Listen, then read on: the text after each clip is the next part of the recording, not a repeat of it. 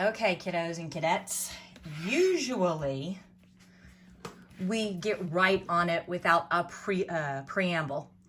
But today we are going to indulge me in my villainous exposition. This is where I take center stage and explain my evil plan.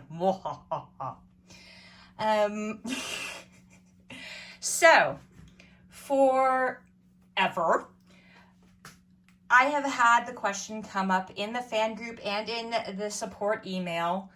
Please, can you make a 3D purse? Can you make a bag like the bag makers make, except only on the embroidery machine? Because I can't sew, I hate to sew, I don't want to sew. Blah, blah, blah, blah, blah. Well, I got it into my head. All right, let's go ahead and try to do this. So, this video is for the Satchel Bag 5x7. If the Satchel Bag 5x7 is popular, then I will do it in the other sizes. So who is this not for? This is not for experienced sewists and sociopaths. This is not for experienced bag makers. This is not for the people who own a sewing machine, love their sewing machine, use their sewing machine. This is also not for people who hate directions and just jump right in, absolutely knowing they're going to know what's going on.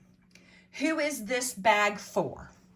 It is for the home embroiderer who wants to be able to do a 3D bag in the hoop only with 0 zip zilch sewing machine and 0 zip zilch hand sewing. It is for the person who will follow either the video or the PDF, preferably both, and listen to the instructions, follow the instructions. It is 4 hoops to get this baby done. There will also be 3 different handle or strap attachments at the end. We will talk about those options when we are finished. There are lots and lots of steps, and they have to be done in order. There are also tools that you don't normally use as an embroiderer that you will have to acquire, source, use. There are materials you don't normally use. You will have to source, get those. Once your bag is finished, there will be on the inside a zip pocket, because that was one of the things we want pockets on the inside too. So there is a zip pocket there. I'm gonna move the camera so everybody brace for vertigo. Fly over. There we go. On the inside, I had to move it so the light was good. You have your slip pocket, you have your main area, and you have your zipper pocket. It is fully lined, 100%. There's no seams on the inside. Well, there's lots of lint and dust. My bad, I should have taken a roller to that. Okay. And then it snaps closed with a cam snap, but also because it looks like a treasure chest or a steamer trunk, you've got hardware to close it. It has strap hangers. Okay, so tools that you will need. You do not necessarily have to use 505 or some other basting spray. However, through the 27,000 different test sews of this, I have found that some sort of basting spray, 505, quilt basting spray, pattern spray, holding stuff in place is really helpful. You will, of course, because it's an STFA pattern, need your tapey tape. Absolutely no ands, ifs, or buts about it. You must have tapey tape. I highly recommend, because there are a lot of precise cuts, that if you do not have an acrylic ruler and a roto cutter, you get one, because these have to be precise cuts. Why? Because you're not at the sewing machine. You can't cheat or ease your seam. It has to be the exact size that I tell you, and it has to lay exactly where it should go according to the die lines, because we have to have these precise hem allowances, okay? A strong piece of wood, a 1/8 inch leather tap, and a hammer. If you're like, I don't know where to get a 1/8 inch leather tap, When we get to it, we're going to talk about you needing rivets for this pattern. If you go to Amazon and you order one of the rivet kits, it will come with the 1/8 inch hole tap, plus the setting of the anvil and the setter, plus all your rivets to do this bag. So if you do not have one of these, if you order this, you get this. Yay. If you have, so once you get that, the other tools you will need will be the rivet setter and the anvil. I also have a smaller piece of wood. The reason I have this big chunk in wood is while it's still on the hoop, we are going to be tapping some of the holes for our rivets, because once the bag is sewn in 3D, it gets really hard to get in there and tap your rivet holes, your punch holes to put the rivets through with all of the other bag in the way. Now, you do need a piece of board. You do need something hard. And if you're going, oh, that's okay, I've got my self-healing mat, don't do that. I have punched more holes through a self-healing mat. There are some things it will not heal from. All right? Kind of like, being called ugly in 5th grade. There are some things that will live with you forever. If you try to punch your die hole on your self-healing mat, it will live with you forever. All right, so if you also have an owl, this is elbow power. This is hammer power. If you don't have this, this works just fine too. In addition to all of this, you also have your leather punch tool. You'll be able to use this for some, but not all of this bag. You will also need other tools. Your favorite pair of scissors. You will be trimming stuff, but you will not be appliquing trimming. Your favorite pair of jump scissors, if you use tweezers, those as well. And a seam ripper. You will totally need a seam ripper. Even if you don't like using a seam ripper, there's going to be a couple of cuts in here where you need the seam ripper. Trust me. Love, peace, baby. It's good. You will also need seamstress chalk. So there are the tools. What about materials? Let me grab my materials list. If we're 10 minutes in and you're 11 minutes in and you're already bored and falling asleep, you are going to have a hell of a time. You need to go eat some carbs. You need to hydrate. We're going to be spending a lot of time together. For materials, I have already mentioned rivets.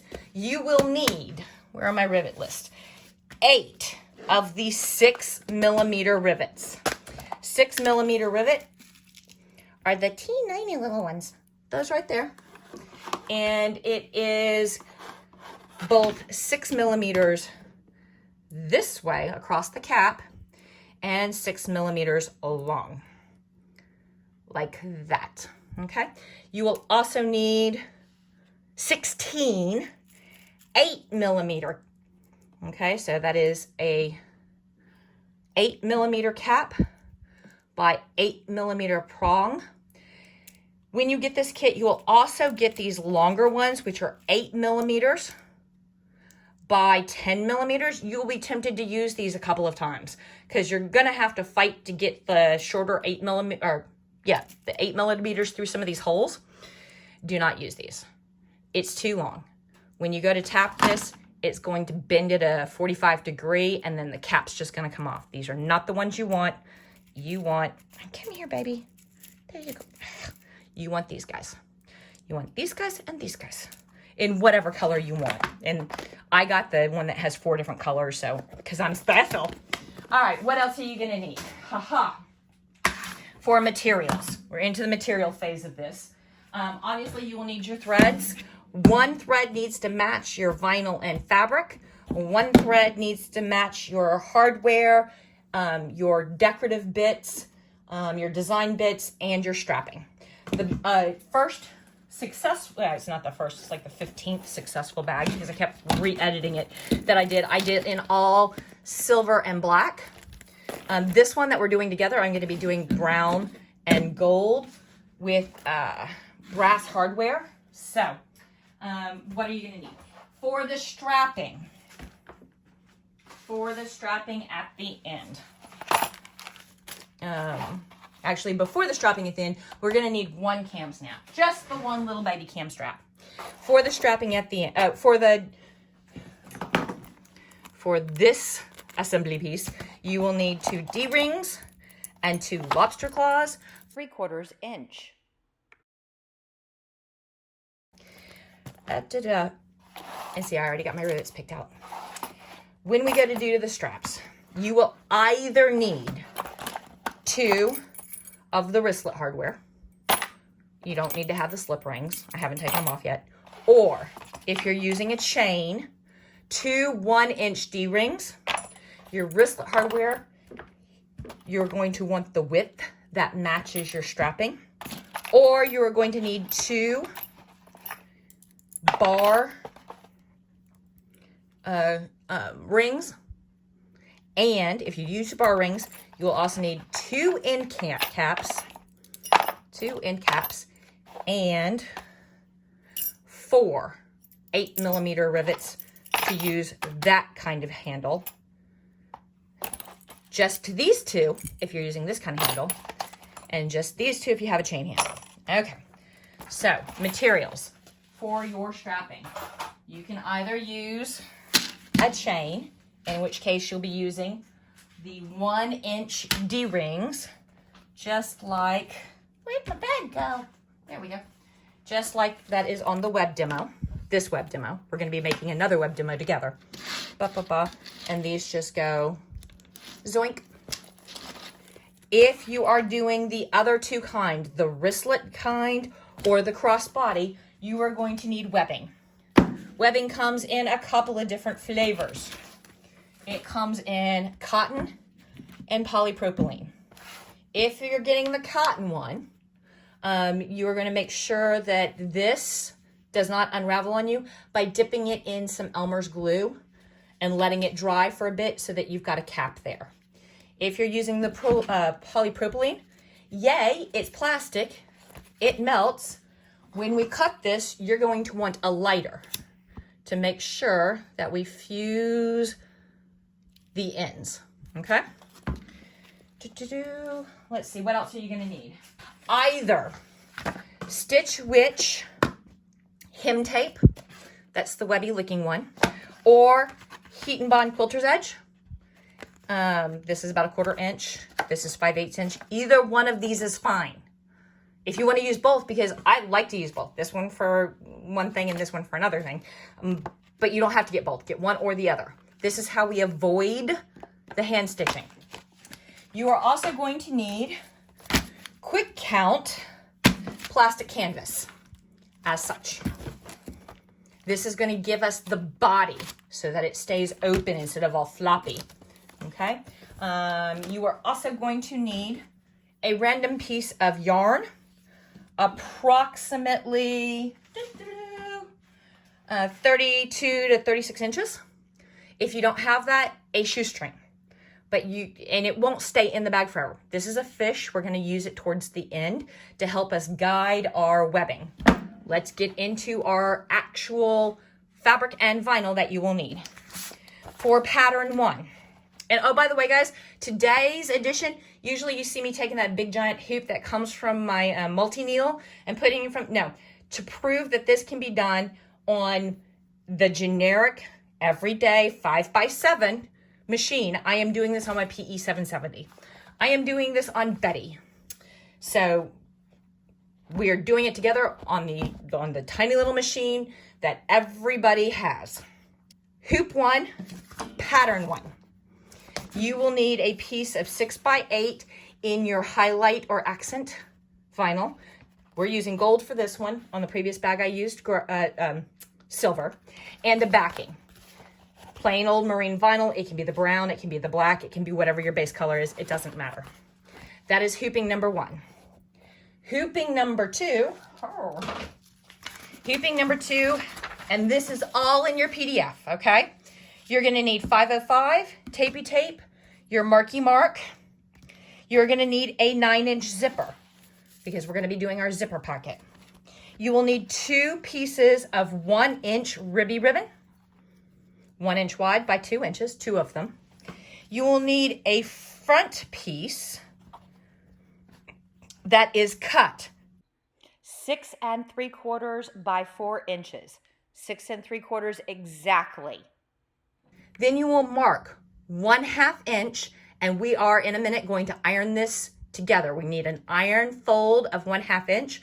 Once we have that ironed fold down and in, this piece will measure 6 3/4 by 3 1/2. You will need another piece that is 6 1/4 wide by 7 1/2 inch long, and only one edge needs to have a 1/2 inch fold ironed into it. You will need a piece that is 6 3/4 wide by 1 3/4 inch tall, with again the 1/2 inch mark. You will need one piece of 7 1/4 inch wide by 8 inches tall, folded in half. We're going to add some hem tape to this and iron this nice and firm so that it winds up being 4 inches by 7 1/4 inches. You need one piece of lining gusset, basically. This piece is going to be 19 inches long by 1 3/4 inches wide. You will need, this stuff is all the lining and pockets on the inside. You will also need one piece of back lining that is 7 1/2 wide by 9 1/2 tall. These really have to be precise measurements, all of them squared off exactly. So we will iron those together in just a minute, but we're not done. This is only pattern number 2. Pattern number 3, the only new materials we're going to add to this, of course, 505 and tapey tape, but you also need one piece of your base vinyl, what you want the vinyl on your bag to look like, that is 7 1/2 wide by 9 1/2 tall. And then pattern 4. Pattern 4, where it all comes together. Here are the materials you will need. You will need one piece of 1 inch ribby ribbon by 13 inches long with either hem tape or quilt fuse on one edge, just one edge right there. You will need one piece of gusset that is 15 inches by 2 inches without interfacing. You will need one piece of gusset that is 17 inches by 2 inches with woven iron-on interfacing. And you will need one piece of vinyl that is 6 3/4 by 4 3/4. And once this is all happy and done, you will need one piece of webbing. That's this plastic canvas. You will need it to be 1 1/4 inches wide, and you want to make sure that you get rid of as many of those nubbies as possible. 1 1/4 inches wide by 16 inches long. Well, now the problem is this stuff only comes in 13 inches long. So I've taped it right here. This tape is not going to hold. You have to secure it better than this. So you can use a stapler. You can use some wire and wire it together. Or, God forbid, you can grab a needle and thread and, I don't want to use the word sew because it's not sewing. Lace it. You can lace it together. If you have extra yarn, you can go back and forth and yarn it together. All I know is that when you're done, this needs to be 16 inches long. Okay? I don't care how you get them to stick together. Glue is not going to work, guys. You're going to have to go into these holes and get them to stick. Okay. There we go. There we are. So we are going to start with pattern 1. Okay, and they'll be labeled in your zip file. It should look like this. Go ahead and absolutely positively have to use cutaway, guys. Do not use tearaway. You are going to be so sad if you use tearaway, because we're going to be tugging and pulling a little bit on this, and tearaway will tear and your alignments will be all off. This is 2.5 ounce cutaway. That's the minimum you want. Go ahead and hoop up your cutaway, tighten your hoop really well, and run color stop 1 for your die lines. We will be back after our die lines. Here we are. There are our die lines. You want to go ahead and, since the 770s and the 800s don't cut jumps, in similarly 5x7 sized other brand machines, you want to go ahead, even though it's just the die lines, you want to trim away your jumps.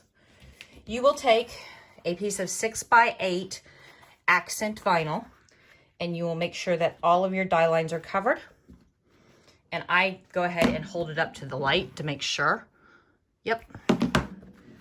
And then you just need a little bit of 4-corner tape. You don't need to super hold this down.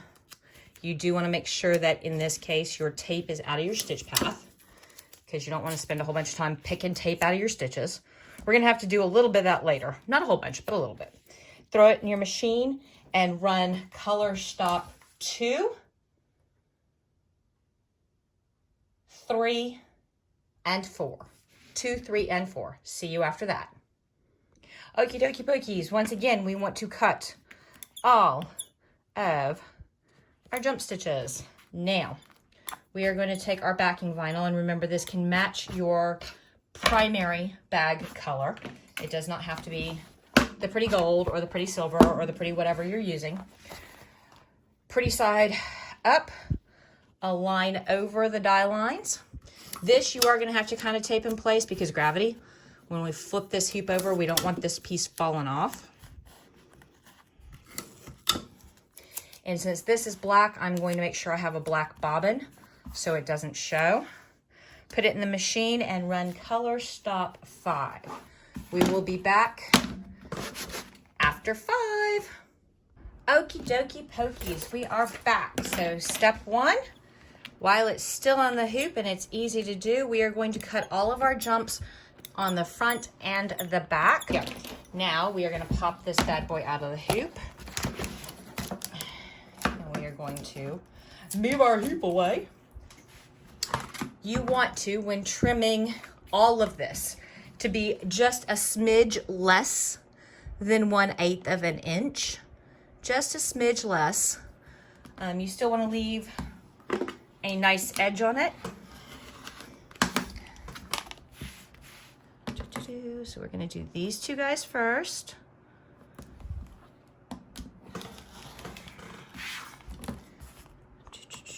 Smidge less than 1/8 of an inch. Just a smidge.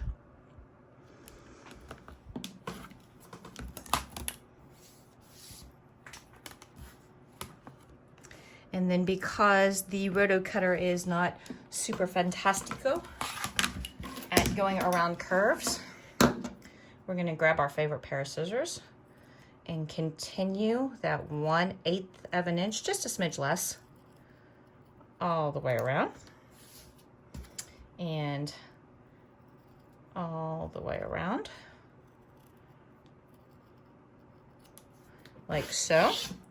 Then we're going to come over here and we are going to trim these two long boys.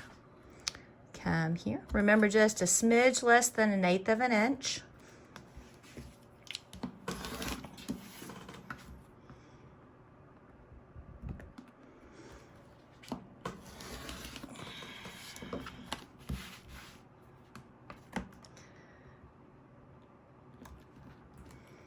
And a smidge less than 1/8 of an inch.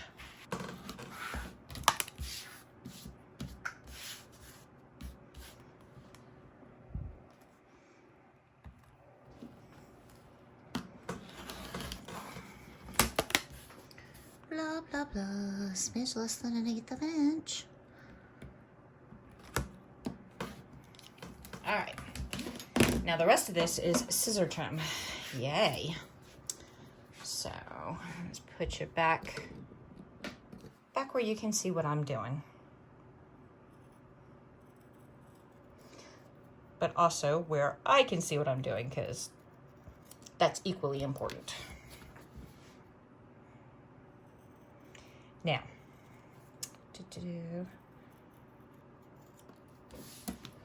I am going to give myself some working room. Just like all of the others, we want to leave ourselves about 1/8 of an inch, so find a place to go in.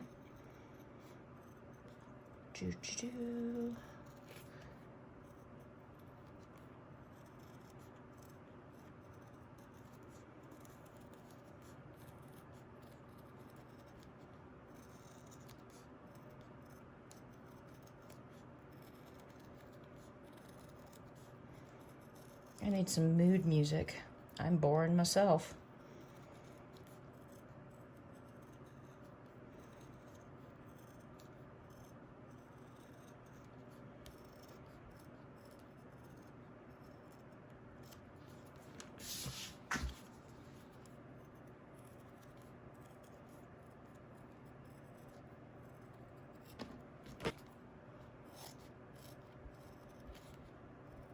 Now, if you do not have the leather punch tool that looks like the world's biggest pair of pliers, then this is where you grab the board, the 1/8 inch hole, blah, blah, blah, leather punch, and a hammer. I happen to have the tool. And I've heard from others, oh, I try to punch through and it does not punch very well. It leaves, you know, it doesn't go all the way through. It just indents it, blah, blah, blah. I'm going to show you a little trick. If your hole punch does not want to punch all the way through your vinyl, then you want to grab another piece of vinyl and double it up. See these die lines? 1, 2, 3, 4. We need to punch those holes so that when we go to attach our rivets, we already have our holes done. So line up, twisty, twisty. Line up, twisty, twisty. If you're doing this with a hammer and a board, you're good to go. You don't need to put the extra vinyl behind it because that leather punch on the hammer is going to do you good. And we will be using that in a little bit. The only reason I'm using this is because we have the space to work with them. In a little bit, these are not going to have a deep enough throat to get where we need to go. And we're going to have to do it a different way. And that's fine. There are genuinely several ways to skin a cat.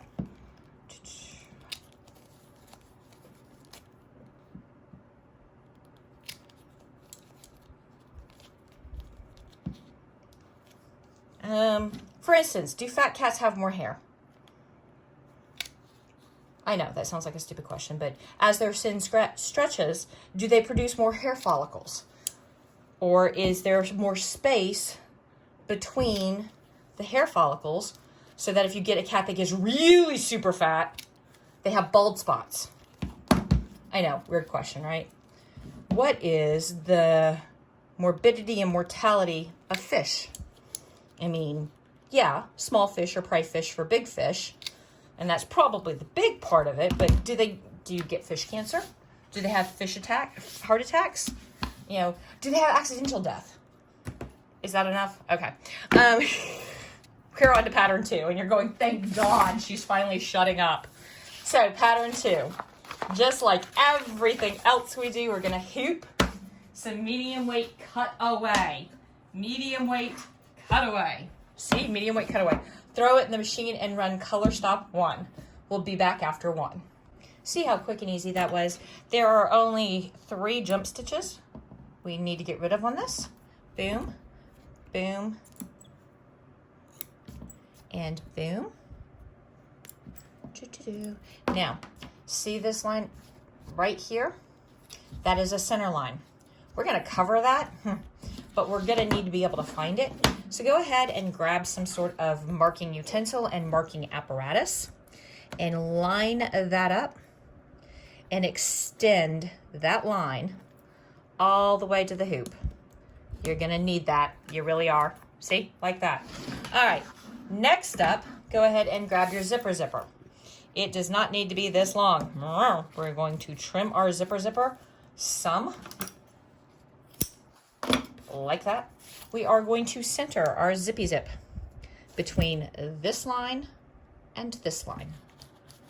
Just make sure that your zipper head is all the way off. When your hoop's like this, it'll be at the bottom, okay? When it's like this, it's over to the left. Go ahead and line up the top of your zipper tape with the die line. Tape it in place. Yes, thus begins our great taping adventure. This is going to go on the whole time, folks. Now go ahead and tape a line all the way across, a line all the way across, and tape it down. Come here. Oh, there we go. And tape. Throw it in the machine and run color stop 2. We will be back. Let's pan out a little bit so you can see the whole hoop. There we go. Be back after color stop 2. Okie dokie folky, we should have our zipper tacked down. See? Yes. Now, first we're going to grab our 2 pieces of 2-inch ribby ribbon, and we are going to fold them in half. Blah, blah, blah. And then we are going to take our marking instrument, and they should be 1 inch square now. And we are going to mark the 1/2 inch. Ooh, I just broke that.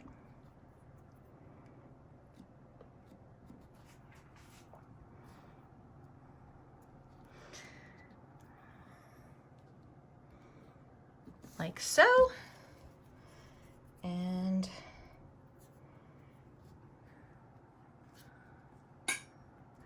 just like that. Now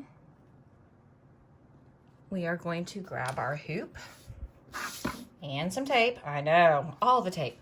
And we are going to put the folds towards the center and those 2 little marks, even with those 2 little marks, and the top of our ribbon and the bottom of our ribbon, even with the top of our tape and the bottom of our tape. And we're going to tape just the top down for right now. And then we're going to take the other one and we're going to put the fold towards the middle. And we are going to line up right there, just like we did on the other side, except now this side. And we're going to go kaboom, just like that.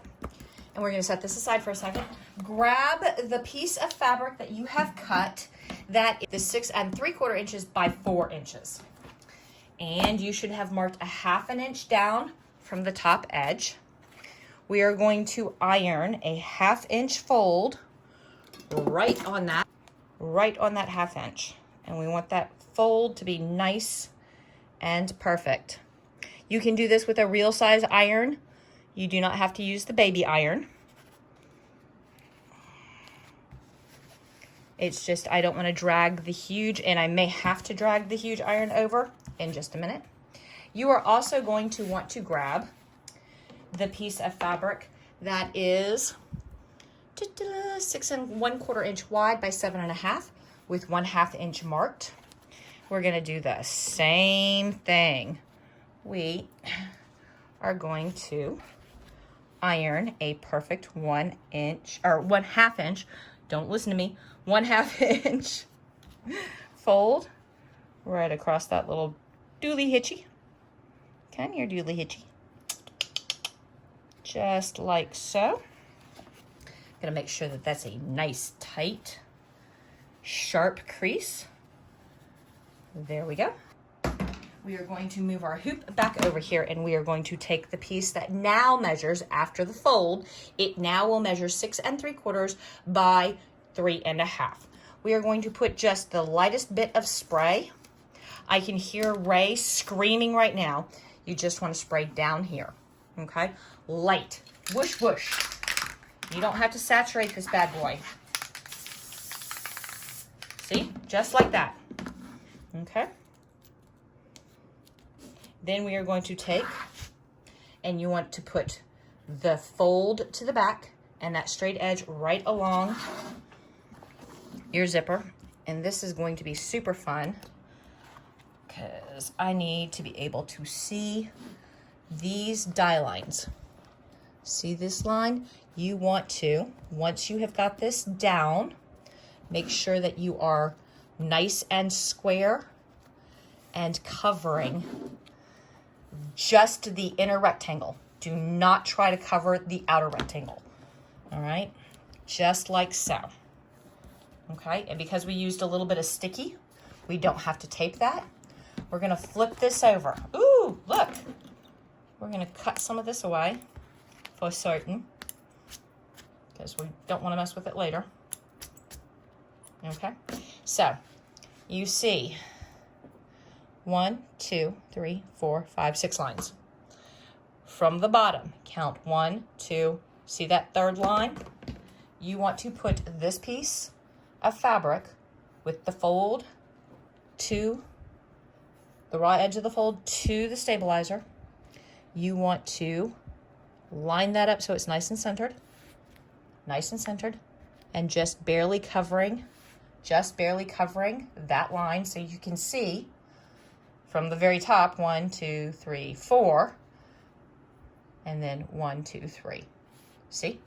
We're gonna put 4 corner tape. I'm gonna put one right here because gravity. We're gonna put one right here. Then we're gonna come down here and we're gonna put right here and right here just to hold it in place while we run color stop. I believe this should be number 3. And here we are right back. So what I want you to do now is to peel up this tape, peel up this tape, fold back your ribbon and open your zipper all the way to the other stop right there. Grab your seam ripper and put just a small tear in your stabilizer. Flip your hoop over and we are going to trim the stabilizer, just this 1/4 inch of stabilizer between this line, which is being covered by the pocket, what will be the pocket, and this one, just these 2 center lines right here. You're going to have to go slow, you're going to have to go careful, and you are going to have to pay attention to what you're doing. Do not cut your fabric. Do not cut your zipper. Do not go fast. Go slow, go careful. This is not a time to rush. This is a time to pause and think what you're doing, okay? Now we're gonna come back just that 1/4 inch, just this tiny little bit.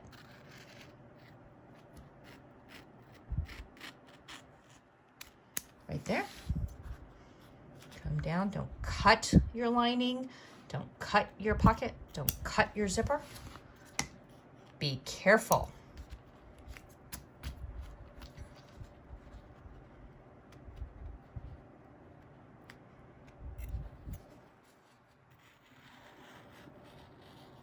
See how easy that was?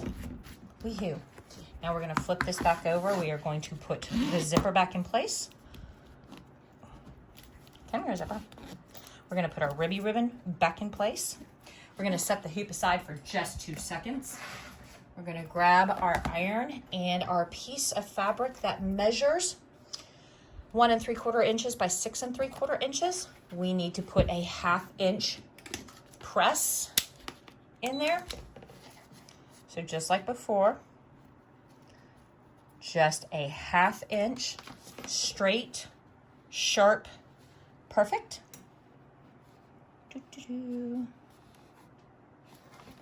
And then I'm gonna flip it over and I am going to super make sure that it's there, just like that.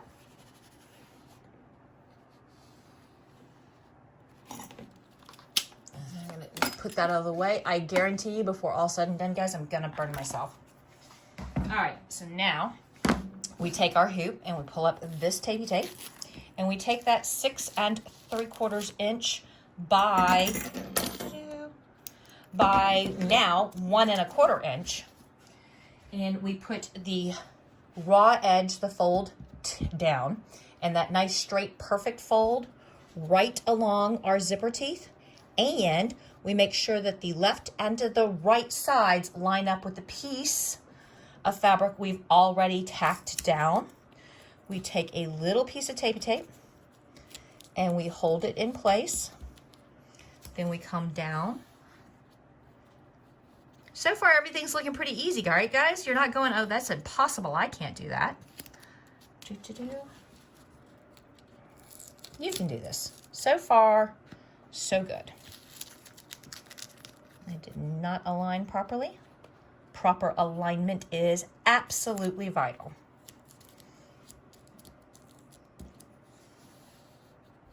There we go. See, I can still see that die line right there.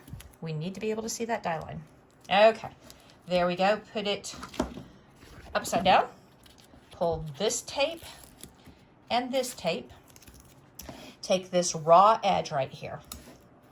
You can also take these two tapes off. We don't need those two. Those two, boo, hiss, go away. All right, fold this piece in half and put your raw edge right on top of this line right here. Not this top one, this one. Okay, see? Like so. Just like that. Take a small piece of tape and 4-corner tack it. 4-corner tack. 4-corner tack. We're gonna flip our hoop over and make sure that tape's really down and holding. Put it in the machine and run color stop 4. We've run color stop 4 and we've got most of the top tack down on both front and back. Now we are going to peel up this tape right here. And we are going to peel back the top, the ribbon, and we're gonna move that zipper to the center. I know usually I'm like, move it all the way over here. Nope, this time, dead center. See? Right in the center. We're going to go ahead and put the ribbon back. We're going to go ahead and put the top back. And we're going to go ahead and put this little piece of tape right there and run color stop 5. We will be back after 5. And now our top is closed. So you are going to peel up all kinds of tape. What kind of tape? All kinds of tape. You're gonna peel up the left and the right, just like that, okay? We're gonna go to the back. We're gonna take this top piece off and this top piece off and this bottom piece off and this, and you're like, wait a minute, you want to move because we're about to stitch right down here. You wanna move those out of the way so you don't stitch them in. Put just one little piece of tape right there. One little piece right there. Scrunch it down, okay? Now, here's the fun part. On both the left and the right side. See how it stops about 5/8 of an inch shy? We want to fold in the top fabric, not the back fabric, just the top fabric, and get that out of our stitch path. Because we're about to go down the left and the right side to close our zipper pocket. So just fold them in. You don't have to finger crease them or anything. You're just temporarily getting them out of the way. You should look like this, okay? Go ahead and put it in the machine and run color stop 6. See, that was nice and quick and easy. So we're gonna get rid of that jump. We are going to, before we fold everything back again, grab your handy dandy scissors and trim off the left and right of your zipper, right as close to that die line as you possibly can get.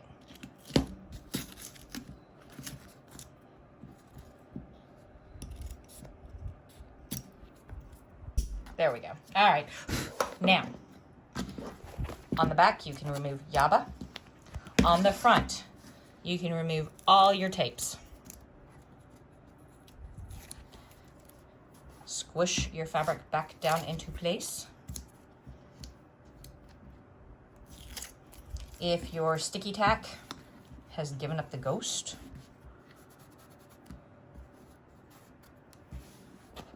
use your fingernail to get it to stick down. All right, set this aside for 2 seconds. 2 seconds. Grab the piece of fabric that you have cut that is 19 inches by 1 3/4 inches. Fold it in half. Put a finger crease, then grab your marking instrument. This is the easiest way to find the center of something. So after you've finger creased it, open it up and put a small chalk mark dead center. Like so. There you go. Grab your hoop. So when you're looking at your hoop, this is the top, this is the bottom, this is the right, this is the left. On the right-hand side, you've got a center mark right there. You are going to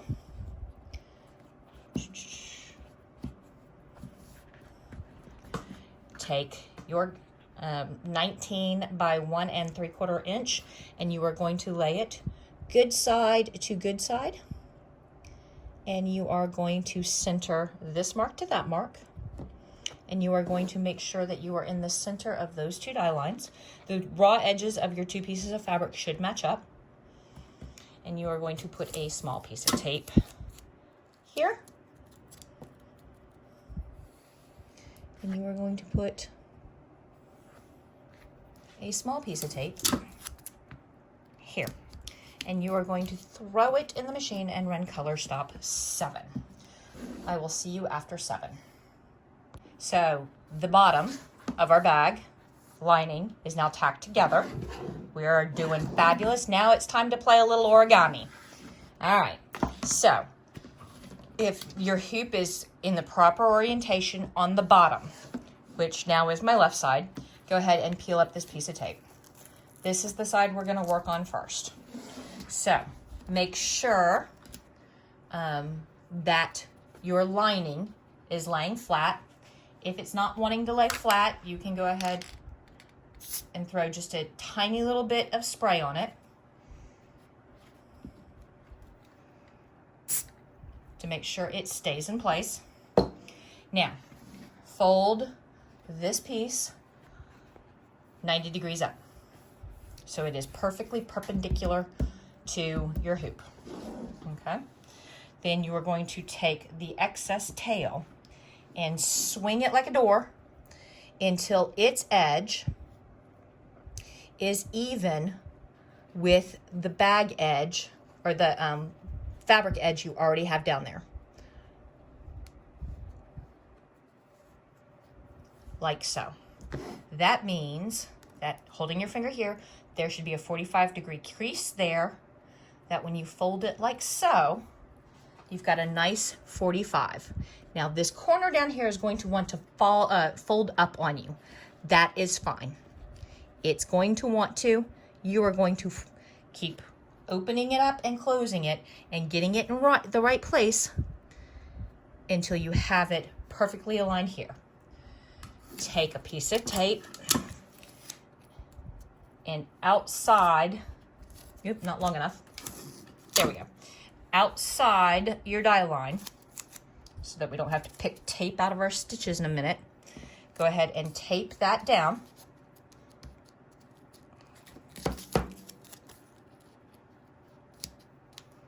Well, we may have to pick tape out of it. Walk the edges back down. Fold your crease down. You don't have to super tape that. All right, so close up. That's gonna curl up a little bit on you. That is fine. As long as from here all the way to the top, your top and bottom pieces, the gusset and your lining, bottom lining, are nice and raw edges aligned, okay? If this curl is bothering you, you can put a little piece of tape here, but be warned, if you put a tape here to keep that curl from bothering you, you're gonna have to pick tape out of your seam in just a minute. So it's okay, it's fine, just recognize that there's gonna be a little bit more work. Go ahead and throw it in the machine and run color stop 8. We will be back after 8. Okay, that was color stop 8, and here we are on the other side. We're gonna go ahead and take up that tape. Remember I said we may have to pick a little bit of tape out of our stitches. That's gonna be in the lining, nobody's gonna see it. There we go. All right, let's move to what is the top of the hoop. Blah, blah, blah. We are going to do, and it'll help if you open up your fold, we're gonna do the same exact thing. We are going to make this a 90 degree. We're gonna swing this around and line up raw edge to raw edge. We're gonna tuck in and make a 45. Gonna pull that down. Gonna put a piece of tape up here. And usually I don't use, when I'm doing other embroidery, fresh tape every single time, but we really want everything to stay exactly where it should this time. So you may want to, I know it's a lot of tape, I hate you. You want to make sure that everything's staying exactly where it was. And see, we've got that little pucker again. Again, if that pucker bothers you, you can go ahead and smush the pucker flat, making sure you keep your edges aligned, and put a little piece of tape there. Again, you'll have to pick the tape out, but it's not too bad. Go ahead, and this is now the top of the hoop.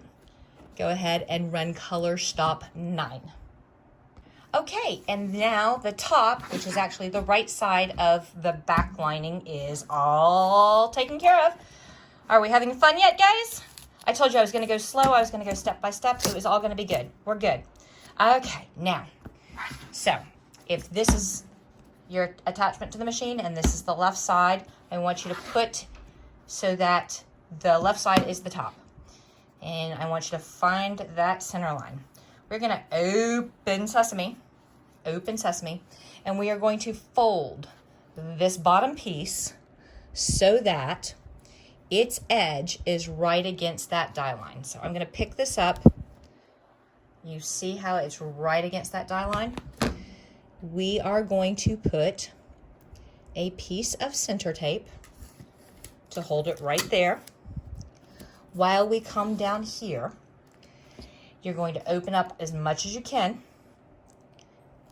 You may have to pull lightly on this right here to get enough excess to come down there. You're covering it, cool. Take a piece of tape and tape it real good, flat and straight. Come over here.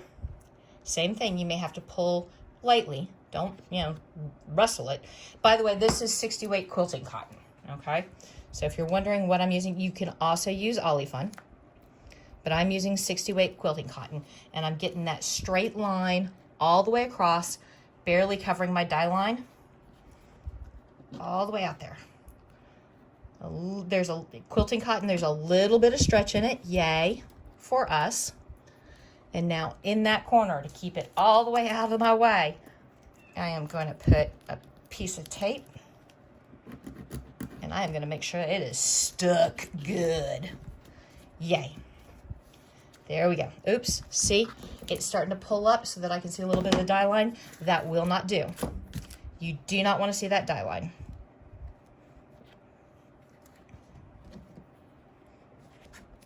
So if you have to do this a time or two, that's fine.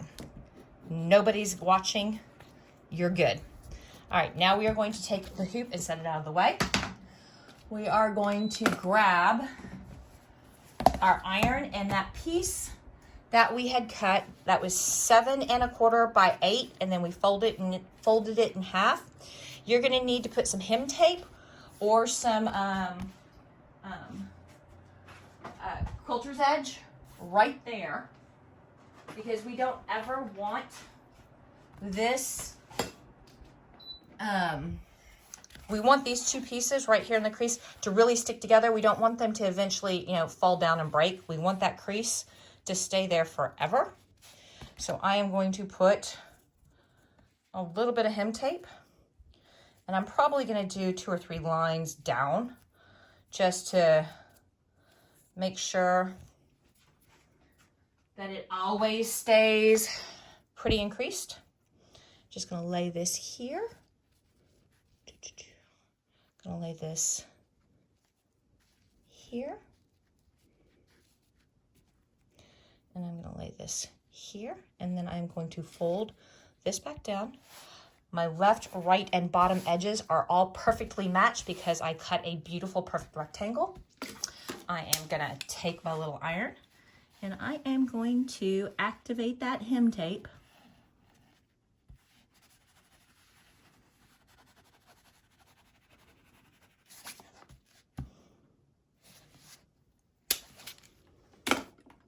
Okay, let's see if that stuck. Yes, it did. We're good. Okay, now set this aside. Grab your hoop. On your slip, this is the slip pocket.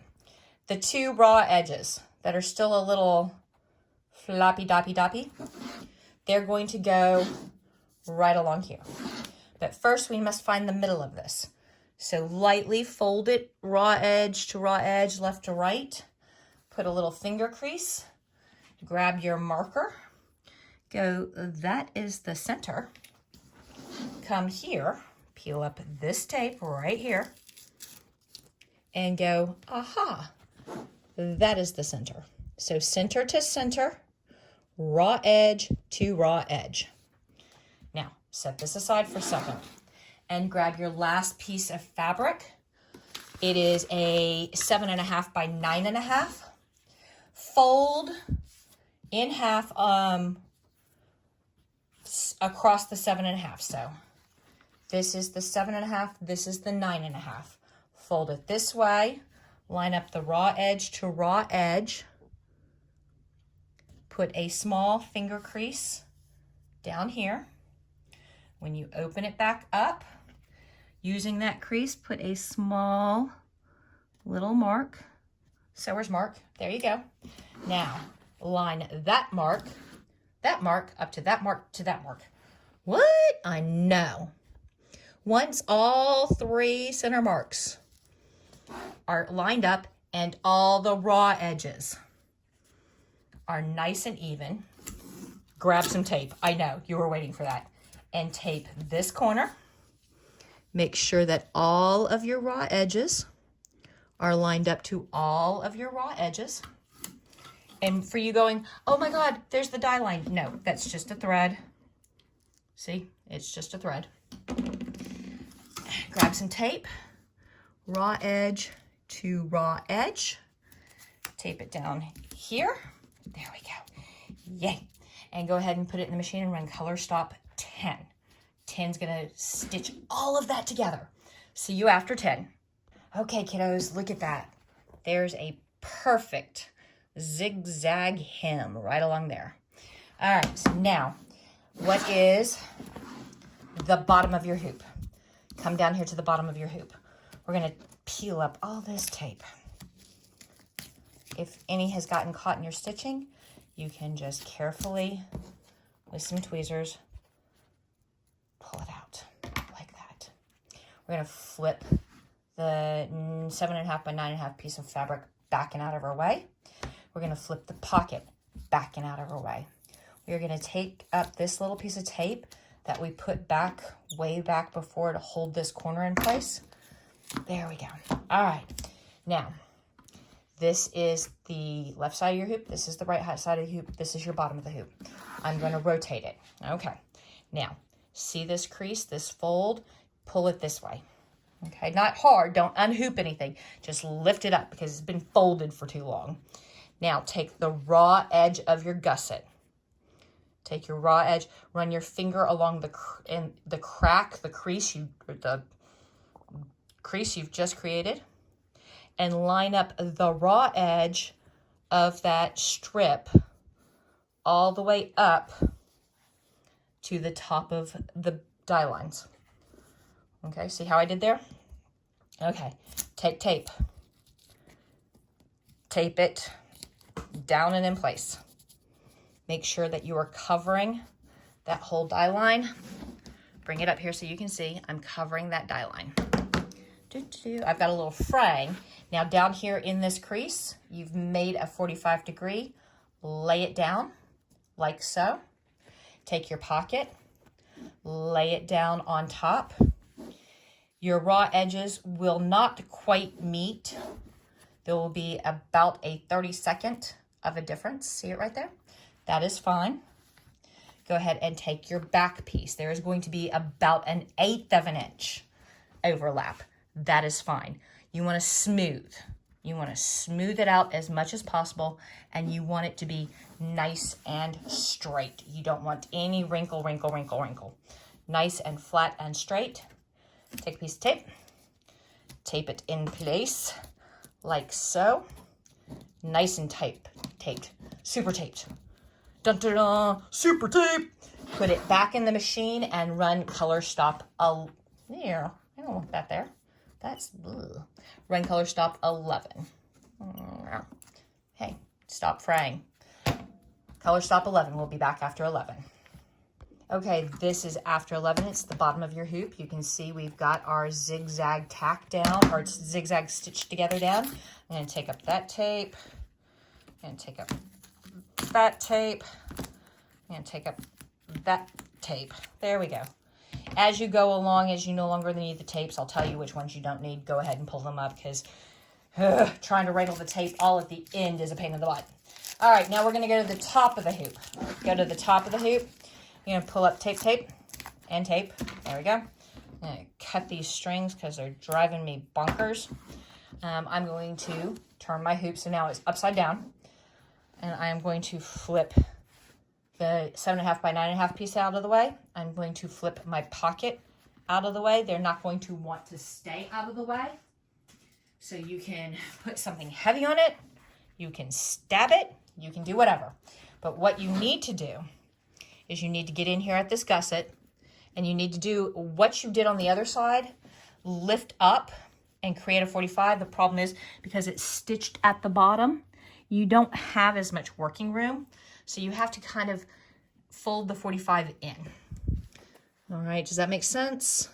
Make sure that you are covering the die line. And I am going to make sure, you really want to make sure that this 45 is totally out of the way. It can't be in your stitch path. Okay, and then I'm going to make sure that my raw edge is perfectly lined up with my die line. See, lined up with my die line, and all the excess is in there, 45'd away. Now I'm going to take my pin out. Actually, I'm going to make sure that, yep, I'm going to grab some tape and tape that in place so that I don't have to suddenly become an octopus with 27,000 arms. I'm going to lay down the slip pocket. I'm going to make sure that it is nice and flat. I'm going to lay down the back, and I'm going to make sure that it is nice and flat and straight. Then I'm going to grab my last piece of tape for this little bugger. I'm going to put it right there. And then I'm going to put this in the machine, and I'm going to run color stop 12, the last color stop for this piece, this pattern, this part of the bag.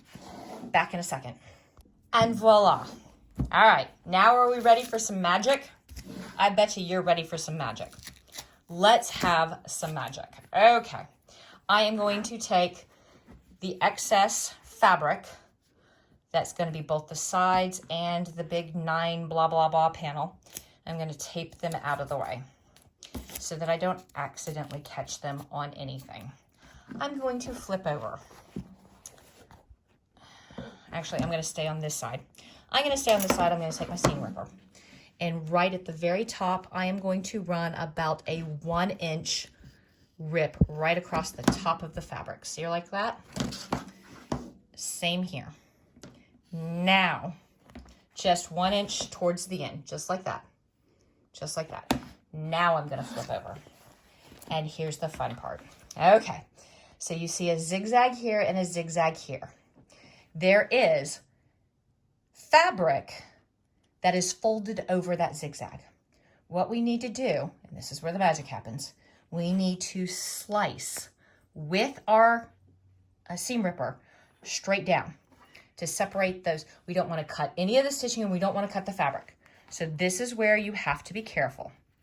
You want to get your seam ripper between the fabric and the stabilizer. That's it, just the fabric and the stabilizer, just like that.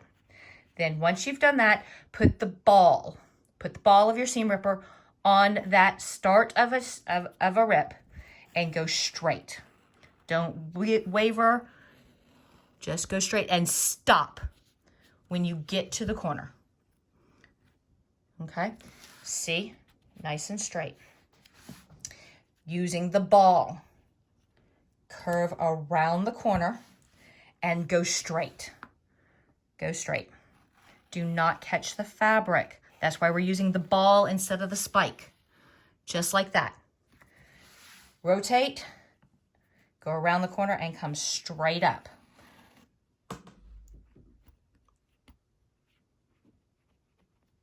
Okay, I am caught on something, so I am not going to force it. You may catch on something even with the ball, so I'm going to come and approach it from this direction. Because I don't know what I'm catching on. It could be a piece of tape. It could be, it could be the zipper, okay? I just want to get rid. Yep, it's the zipper. All right, bad zipper. I just want to get rid of the stabilizer. So there we go. I managed to do that. Okay, now watch. Sproing. What? Here, let's take off some more stabilizer. I'm just going to rip right across the top here, making sure that I don't cut my fabric. Okay, then I'm going to take my pair of scissors, and I'm going to separate the fabric from the stabilizer. I'm going to cut down to the pocket. I'm going to cut across the top of the pocket without cutting my fabric. I'm going to cut to the zigzag and then up. Now, I'm going to come to this side, and I am going to pull my fabric back, and I am, with my scissors, going to carefully cut as close to our stitch line as possible. Then I'm going to come around, again, as close to my stitch line as possible. Don't cut any fabric at all. All you want to be cutting right this second is stabilizer. That's it. Just stabilizer. Come over here. Again, go up. If you see fabric, pull it back and just cut the stabilizer. Like that. Now,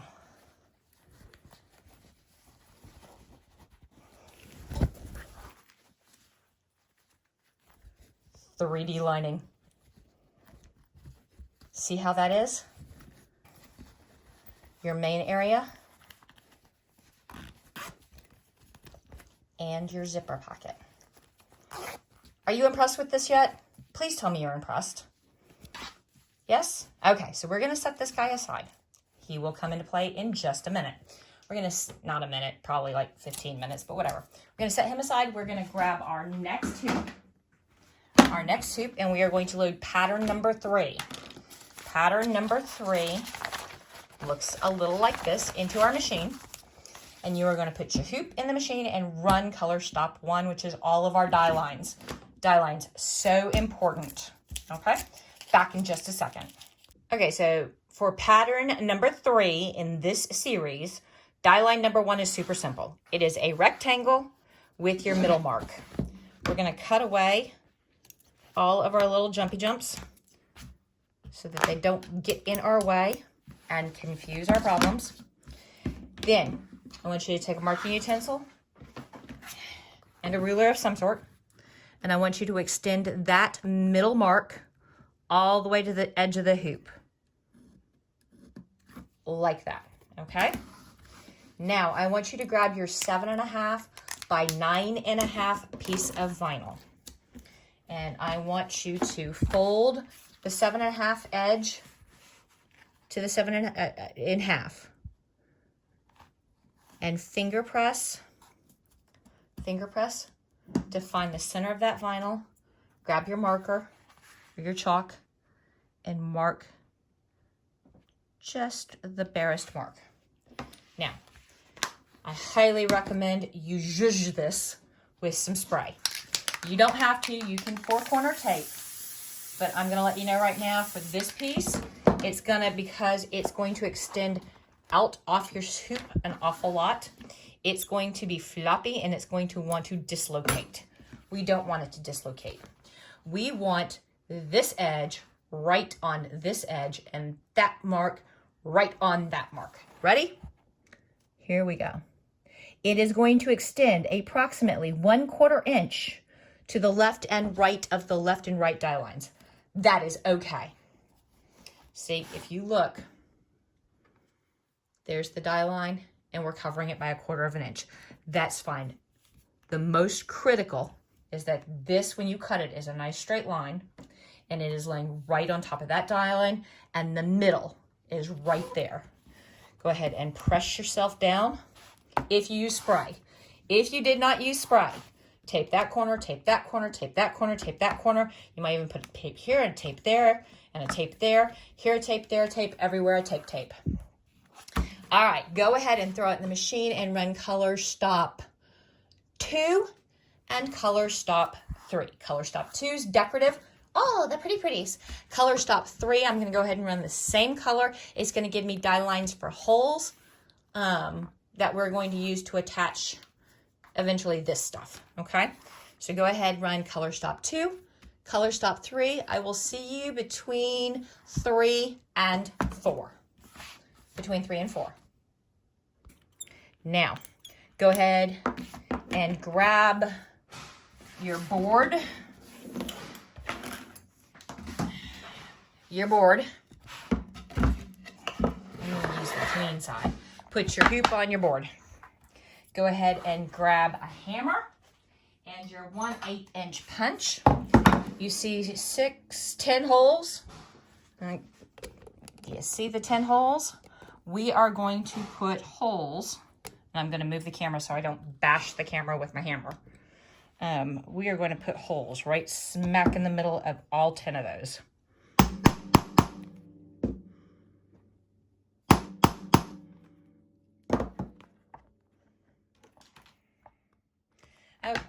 I am going to move the camera way out of the way because I'm trying to gently do it and it's not working for me.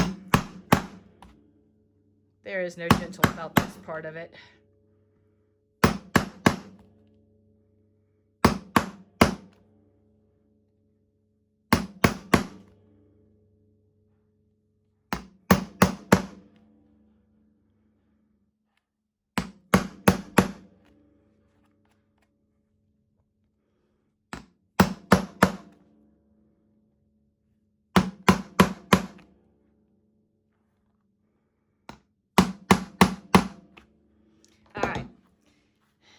Ooh. You should have 10 little holes. 10 little Indians.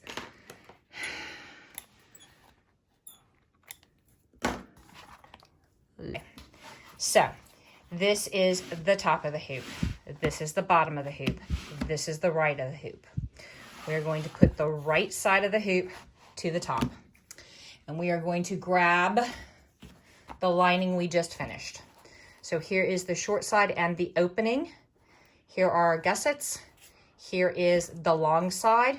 Flip it over, upside down, so that all you're looking at is the back piece. Take this edge, and line it up with the vinyl edge. And center your marks. Wait a minute, we didn't make a center mark. Look at me. So fold along this long raw edge up here. Fold it in half. You know this. Fold it in half, side to side, corner to corner. Even it up. Make sure that you are nice and perfect. Put a finger crease. Grab your chalk. Put a chalk mark. Like so. So, this should be one piece of flat fabric. Okay?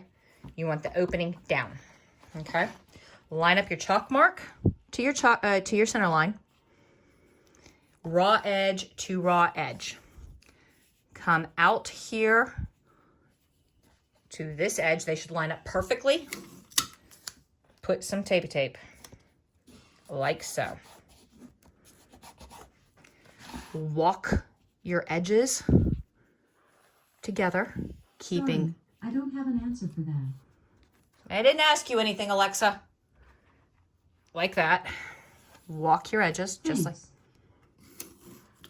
She's getting a little mouthy today. Edge to edge. Okay. Now, we are going to fold Yaba and Huba back. We are going to take this little tag and we're going to fold it out of the way. We do not want it catching. Okay. Same on this side. Fold this back, tape it out of the way. When you flop this back over, you want it to kind of stand. a little bit, not much, because you are gonna have to get this back in the machine. But you want to pull, not to pull, you want to align this left side all the way up to that stitch line right there. Okay, but you don't want to get any of this other part of the bag caught in that. Okay, put a piece of tape. Those edges should match perfectly. Come over here. Again, kind of stand it up.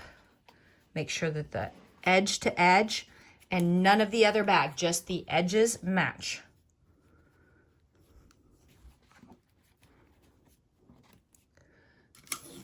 Put a piece of tape. Make sure that in all of this flopping and flooping and stuff, you didn't accidentally misalign the top. I've got probably 1/32 of an edge there. You don't even want that much. So I'm gonna pull this back. I'm gonna run my fingers.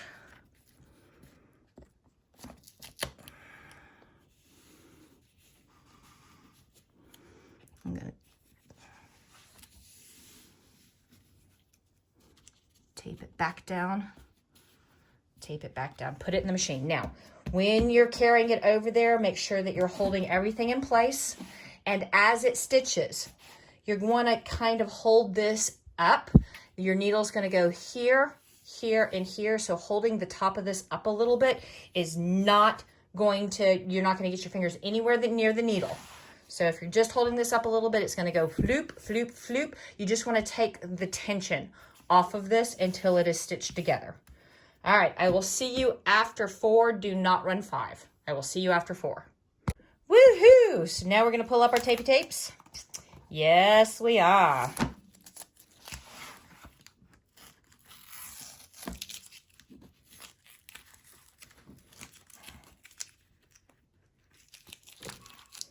Okay.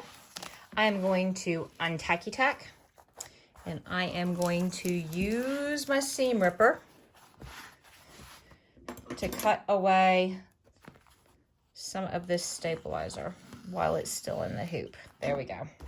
Then I am going to come down, and I am going to use my seam ripper to cut as close to the stitch line without cutting either the stitch line or the fabric and vinyl.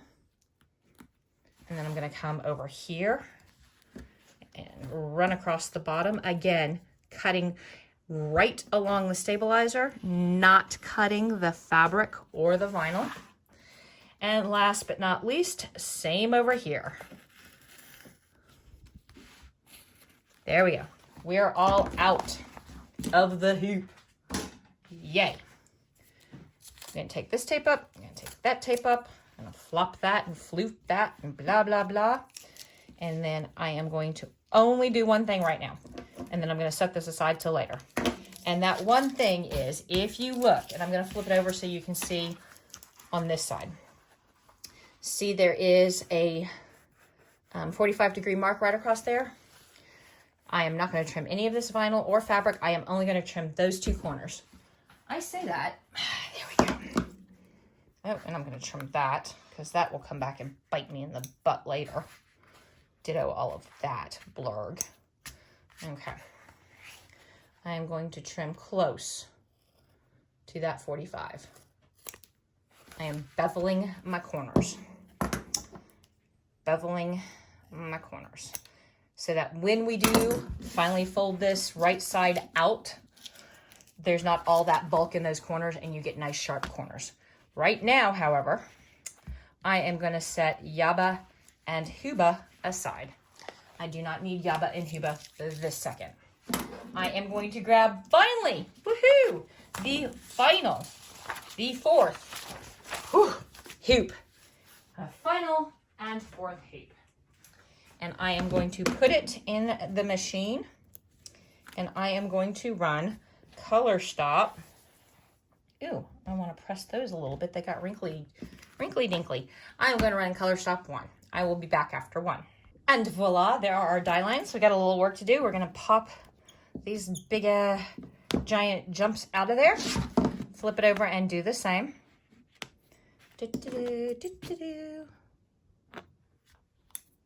Okay, now grab your marking utensil and your straight edge.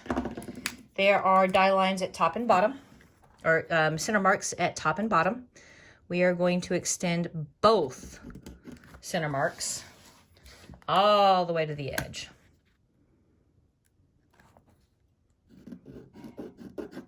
Ooh, well then, there we go. Now, we are going to zhuzh this again. Zhuzh it with a little spray. If you are anti-spray, you can use tape. That is cool too. However, I like me some spray. The 6 3/4 by 4 3/4 piece of vinyl. We are going to line it up with these 3 die lines, the inter die lines. Okay. And just because I'm anal, I'm going to make sure that I have a center mark to line up there. We want to be right super on top of, ooh, sticky, sticky. Super on top of our die line. We do not want to extend further than halfway between those stitch lines. And it looks like I'm cattywampus. We do not want cattywampus. We want perfectly aligned every time. This takes time and patience, guys. A little bit of off will not work. This is why you need to make sure that you have cut this perfectly square, or actually in this case rectangular, perfectly rectangular. And when you're doing your placement, you are putting it directly on those die lines. Just like that. All right. Throw it in yon machine and run color stops 2. And, yep, just 2. Run 2. 2? Yes, just 2. I will see you after 2. Okay, 3 guesses what we do now. Yes, we trim our jumps. Good call, good call. So boom, boom, boom, boom, boom, boom, boom, chicka boom, boom, chicka boom. All right, now, see this die line up here? Remember that length of 13" by 1" ribby ribbon? Yep, and I told you that on one edge of it, you needed to put either the Stitch Witchery or a 1/4 inch of quilter's edge. So it's ironed down, nice and tight. Flip it over so that the quilter's edge or the web fuse is at the top. See this die line right here? See the gold die line? We want to cover that. So I'm going to start, oh, we also want to find the center. I forgot the center. There's the center, right there. Okay, so I am at the center, and I'm going to slide this down until I cover that, like so. And because this goody has got a little bit of spray based, it's gonna stay there without any help whatsoever. Except because I'm paranoid, I am going to go ahead and tape it. Yep, yep, nice and straight. And if you don't think it's straight, you can find a straight edge. And yep, nice and straight. Now I'm gonna take 2 little pieces of tape because I'm that person. And I'm going to take left and right. And I'm gonna pop it in the machine, and I'm gonna run color stop 3 and tack that down back after 3. Okay, time for so much fun. Now what you need now is, remember from the gold pieces all the way at the beginning, the accent pieces, you need these 2 stubby ones, okay? So we are going to, if you see there's 2 little die lines. Oh, we're gonna punch some holes first. I almost forgot about your holes. So grab your board, grab your hammer,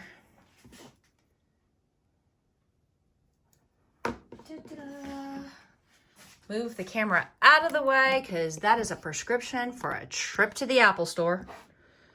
And I like this phone. I don't want a new phone. There we go. Ah. There we go. All right, you got your 2 holes. Now it's holier than thou. Har, har, har. Okay, now we are going to grab these. See those 2 little die lines right there? There you go. Okay, we're going to line this flat edge up against that flat edge up. We're going to cover those 2 die lines entirely. So the way I do it is I position it so that I'm nice and centered. See? And then I just slide until raw edge meets raw edge. I hold it in place, and guess what I grab? If you said tape, you win. All right, let's do that again. So let's center this up. It's a good thing I amuse myself. We center it up like that, and then we center it up like that. Then we slide it to the edge, edge, edge. Tape, tape.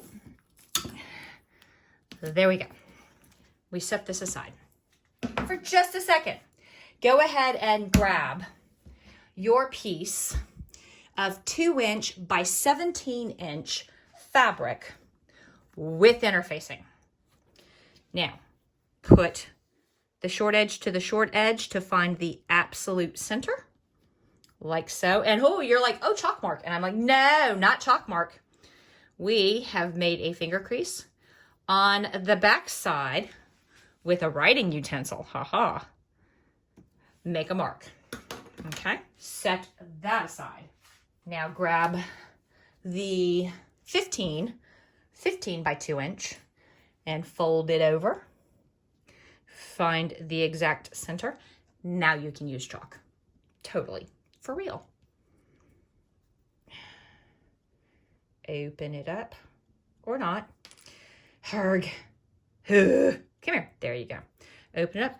Put your little chalk mark. Like so. There you go. Set it aside. Grab your hoop. There's my center mark. Take the interfaced piece and put pretty side to pretty side. Pretty side to pretty side.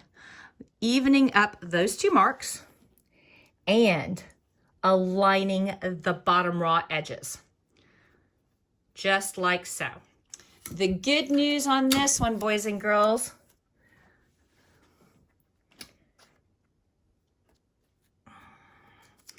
is you get to use tape. Yay. Just like that. Then walk your raw edge to raw edge. Come down here.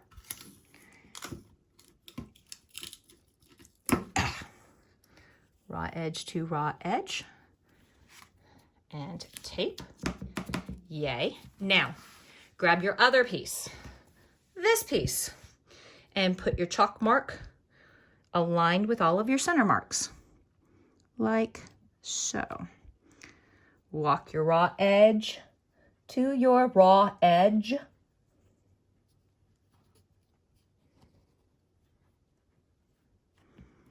And, yep, you guessed it, tape.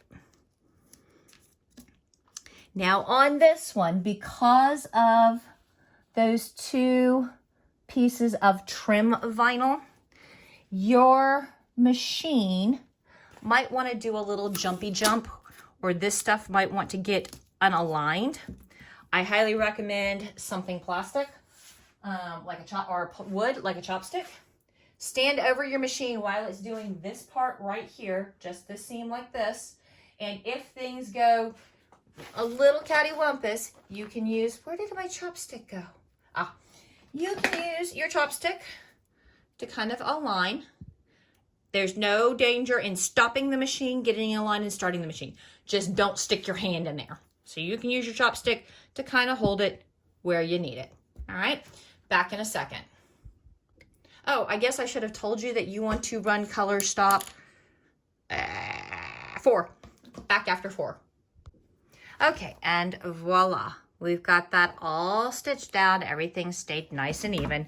So now this is the bottom of your hoop. Come to your bottom of the hoop. Pull up your tape. Come to the left side of your hoop. See this ribbon? This ribbon? Yeah. Fold it in so that the raw edges meet in the middle.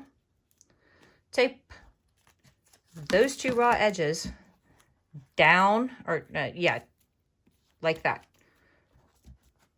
Okay, we want this stitch path clear. Now, rotate. We are going to lift up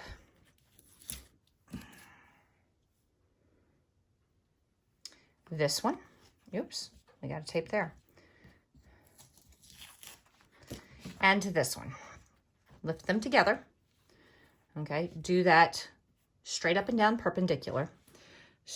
Keep the raw edges on both pieces aligned and swing like a door. Swing it in until you've got the raw edges of fabric aligned with the raw edges of the vinyl. Okay, go ahead and make your 45-degree right there, like that. Fold it down. Yes, it's pulling up. We know how to handle that. We'll take care of it in a minute. Walk your raw edges all the way up, making sure that both pieces are aligned with the raw edge of your vinyl. All the way up, all the way up. Take a piece of tape.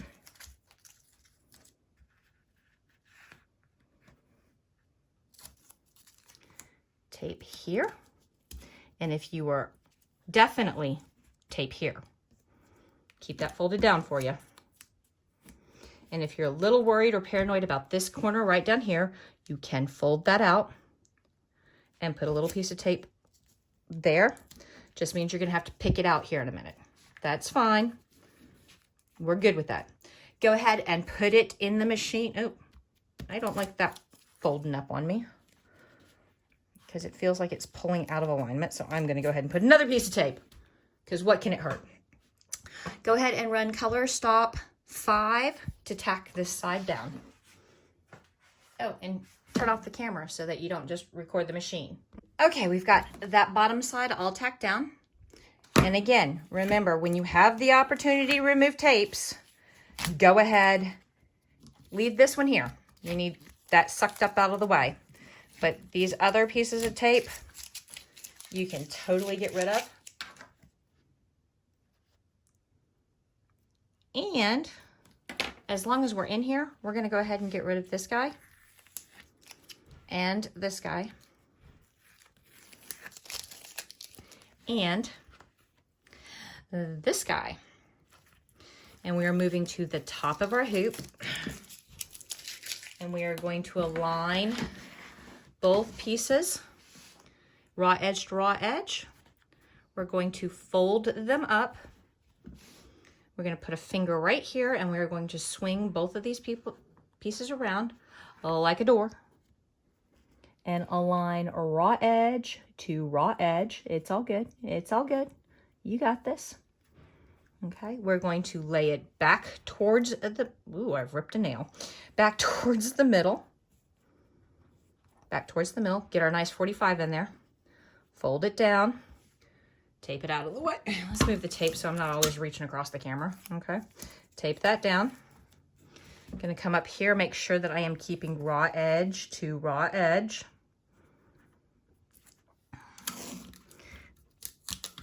Tape that down. And because I know that you're getting frustrated about that little curly, it's okay. We're gonna put a little piece of tape there just to hold it in place. Go ahead and run color stop. Color stop 6. Run color stop 6. Stay. I will see you after color stop 6. Woohoo! And there we are. So remember our rule, whenever we can remove tape, we will remove tape. And yes, we stitched some of our tape in, but remember, it perfs and it pulls out easy, so we're good. All right, now, you're probably remembering an awful lot of this from doing the lining and how we, made this fold and that fold and the other fold and made it, do what we wanted it to do. And that's great and that's awesome. But before we get too carried away, I want you to open this bad boy up. And remember I told you you needed a piece of yarn or cord or a shoelace or something of that nature. Yes, you remember that? All the way at the beginning? I want you to go find it, and it needs to be approximately, let's see, what length is this? Oh, probably 34, 35 inches, something like that. Whatever it is, when it's folded in half, it should do the circumference. Okay, so fold it in half, raw edge, looped edge. Find the middle of that. Take that middle, separate the interface gusset and the non-interface gusset, and put that right in your crack. Ooh, yes, I did. And then make sure that it stays wedgied. I know, I'm awful. All the way around so that you've got some of the loop sticking up there. And then all the way over here so you've got the raw. You want to be down in the crack, guys. All the way up. Think of the worst underwear you ever owned and how far up in that crack you got. That's how far we want to go. Yes, I ran with it. Leave me alone. Now put your raw edges back together. And you're going, what in the hell are you doing, woman? I trust Peace Babies, okay? So go ahead and just to keep this, you know, out of the way, but in place, you can tape it to the hoop itself. Whatever we're doing from here on out, we got to make sure that ribbon stays out of our stitch path, okay? Trust me, there's method to my madness. Now line up at the bottom, line up your non-interfaced and your interfaced piece. Fold your wings out, the left and the right side, and fold these two pieces down so that they are on that stitch line, that die line that we have already from earlier, the die line, the outside exterior die line.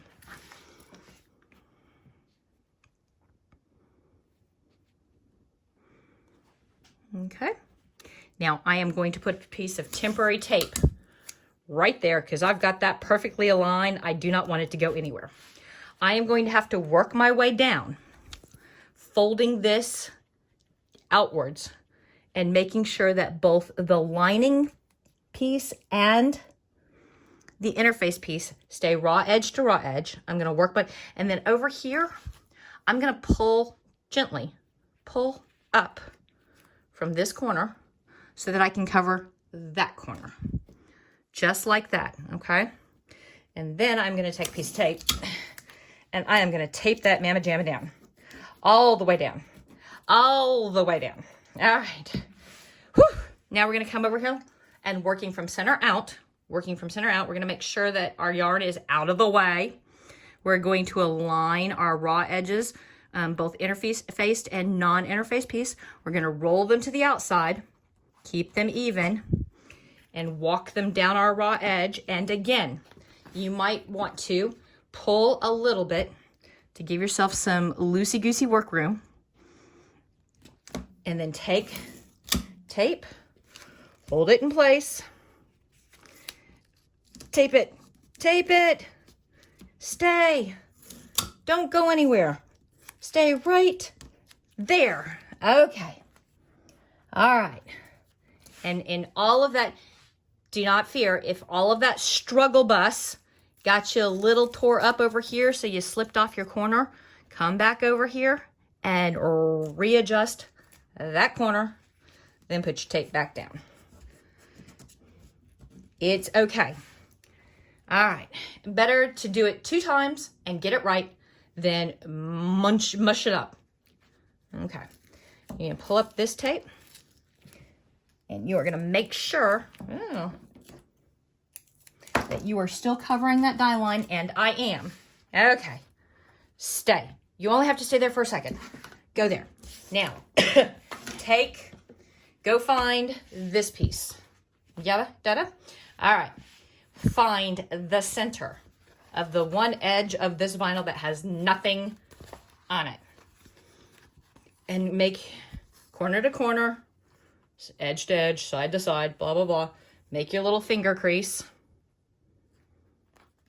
Like so.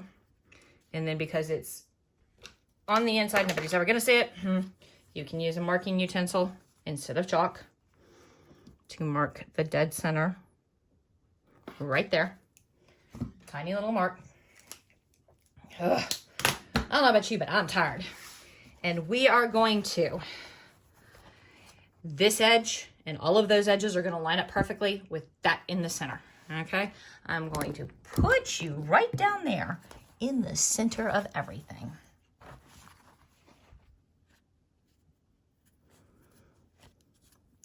Super good news. We are going to be able to access this to pull tape. So we can tape the sparkling bahuba out of it and not have to worry about, oh, that's part of the tape I can't get at. Wrong. We will be able to get to all of this in just a minute. I poked it. It popped up. It doesn't love me.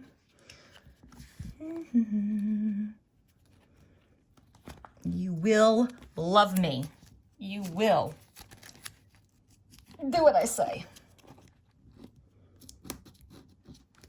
There we go. Ha, ha, ha.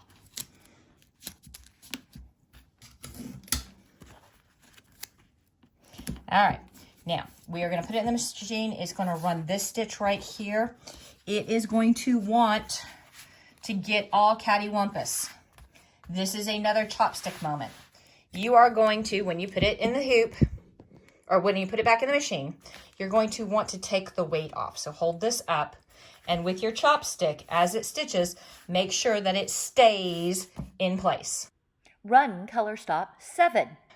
Okay, less painful than you thought, right? So now remember, whenever we can pull up tape, we are always going to pull up tape.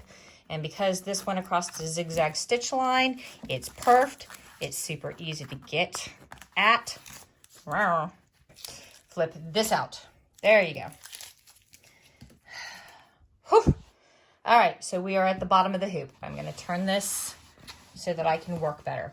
First thing you're going to do is you're going to make sure that your yarn is still in the crack. Still in the crack. Excellent. You are going to take this bunch of fabric right here and pull it towards the back. Then you're going to make sure that the interfaced and non-interfaced pieces are aligned. It would help if my hands were not so dry. All right, you're going to pull gently to make that 45-degree crease angle right there. And then you're going to make sure that both the interfaced and non-interfaced raw edges are right on top of that, right on top of it. I mean, like right on top of it. Okay, and then you're going to come up here, and I mean from the bottom to the top, all the way. You're going to take a piece of tape, and you're going to put a piece of tape right there to hold it in place. You're going to come back down, and you're going to make sure that this is nice and folded and creased, and nice and folded and creased. Then you're going to fold this, nice and folded and creased. This piece of vinyl up. You're going to run it up and make sure that it is nice and straight, that you're not twisting or cattywampus. And you're going to take a piece of tape and you're going to put it right there, right there. Oops. You want to make sure that your tab from the lining piece does not get caught in that stitch path. That would be bad. So let's go ahead and make sure.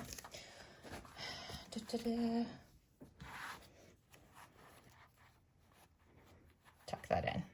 Stay out. We're going to tuck this one in too. Stay out of the way. Okay. And then we're going to run this up again. Nice and flat. Nice and straight. Nice and taped. Like so. All right. it is going to run right along there. It should not, if you've tucked that 45 back. I'm going to take this up again. If you've tucked this 45 all the way back, like so, it will catch the edge, but none of this bulk. Because I know you're looking at that bulk going, oh my God, that is a lot for my machine to sew through. It will not. It will just miss it. If you've done all of your aligning correctly.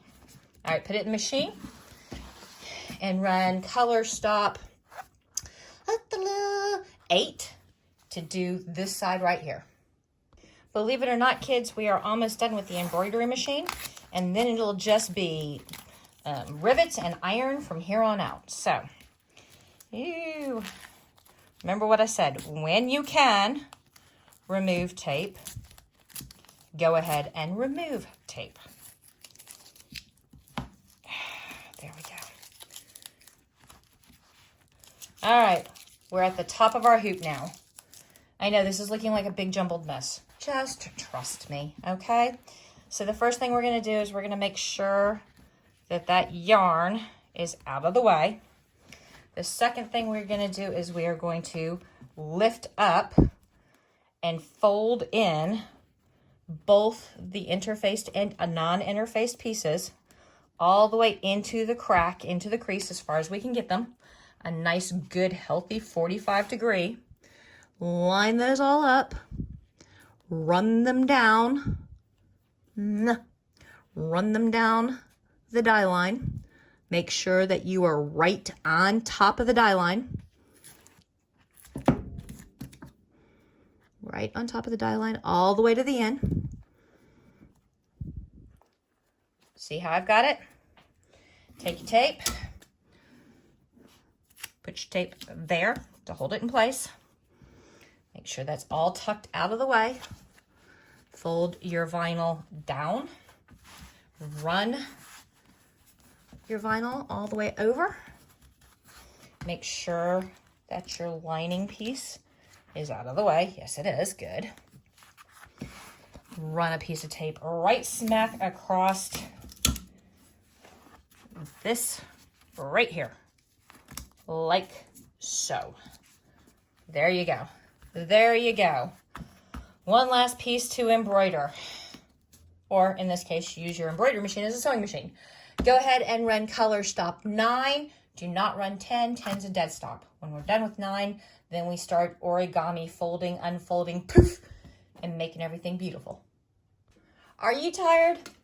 I'm tired. Boy, howdy. All right. So, remember, if we can remove the tape to no detriment to the project, we remove the tape. There we go. There we go. There we go. All right, now,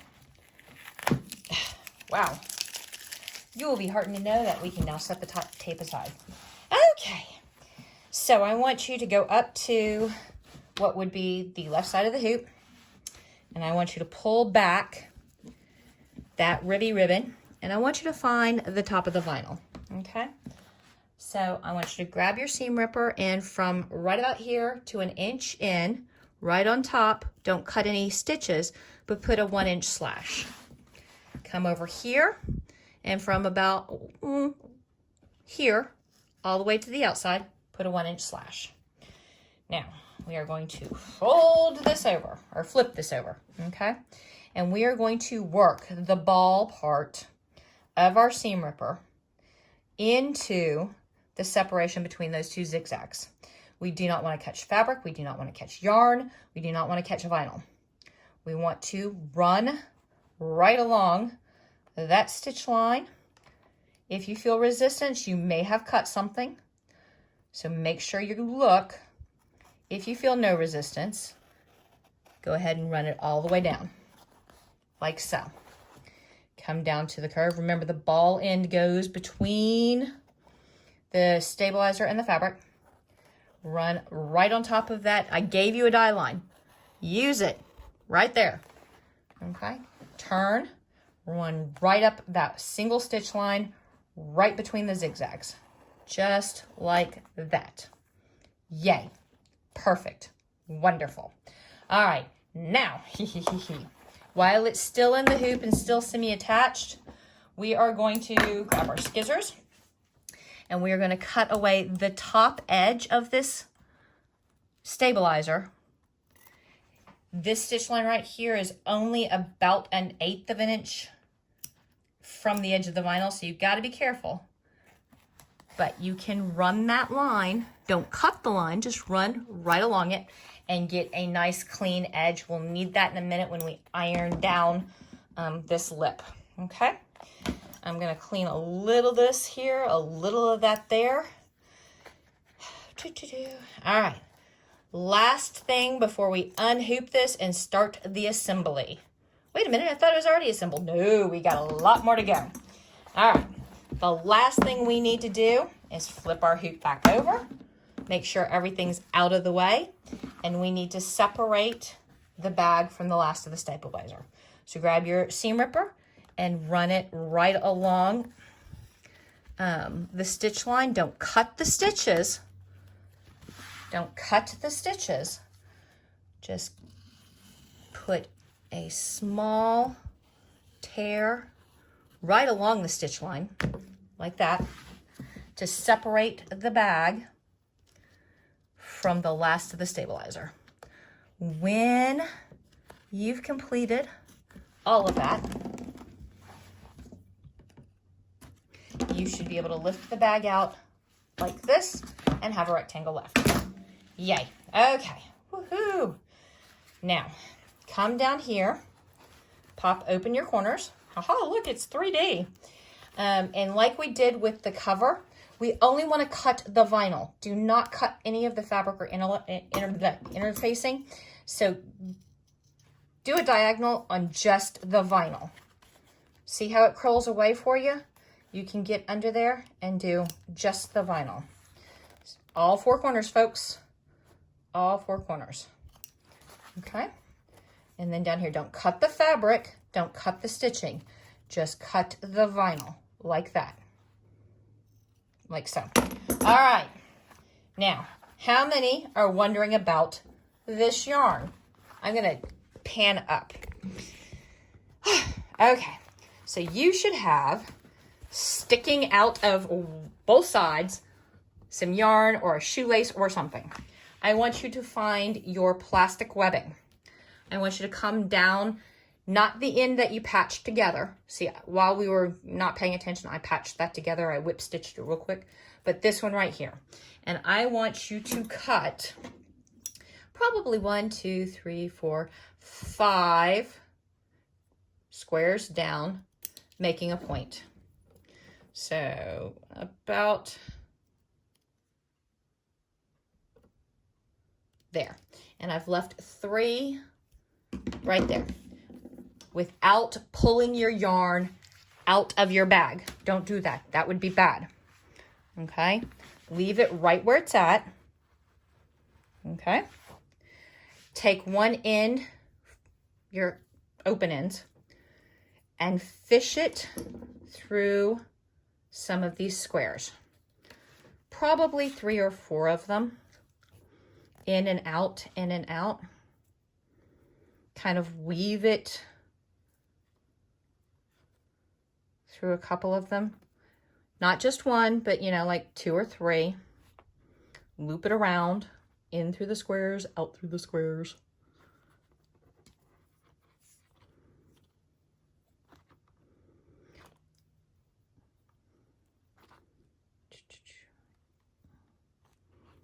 Okay, like that.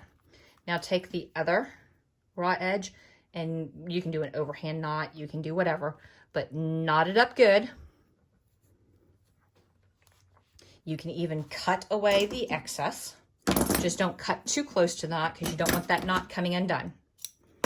Then, between the 2 pieces of gusset, shove it in until it gets up here to the corner. And it's not going to want to walk around that corner on its own. So what you do, haha, is you grab your yarn. And, oh, I stitched a little bit of my yarn right there at the end. That's okay, it's at the end. You pull. And as it starts bunching up down here, you come back and you walk it.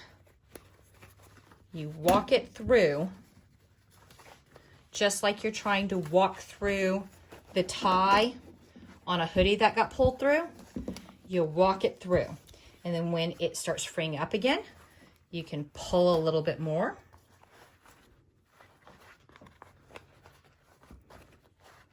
And walk it. And pull.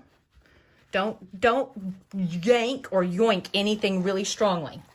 You're just going through all three sides, fishing a little in, pushing a little there, pulling a little here. Small movements, walking things back and forth. Don't tug, don't shove, don't force. Once it starts moving a little bit here, then go back here and push a little bit more in. All the way around. Walk it back and forth. Walk, walk, walk. Push a little bit more in. Aha, I'm almost there. So stop right about there. Walk it, and look, it popped out right there. Yay. Okay, even those up. Even those up. You can cut away the ribbon or the yarn or the shoelace or whatever you used. We're done with it. Go ahead and make sure that you've expanded it all out. That's in a good place.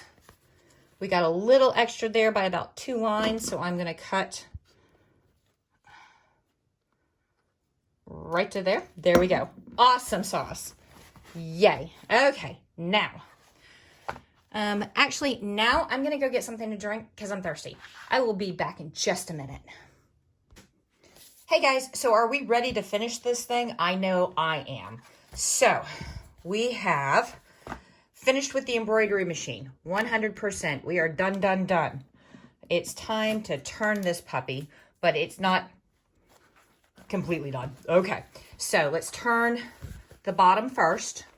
And you want to be careful. You don't want to stress any of your seams. So pick a corner and gently roll it out.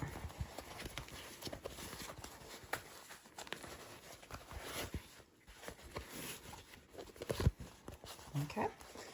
And then go down to your corners gently. Gently, gently, gently.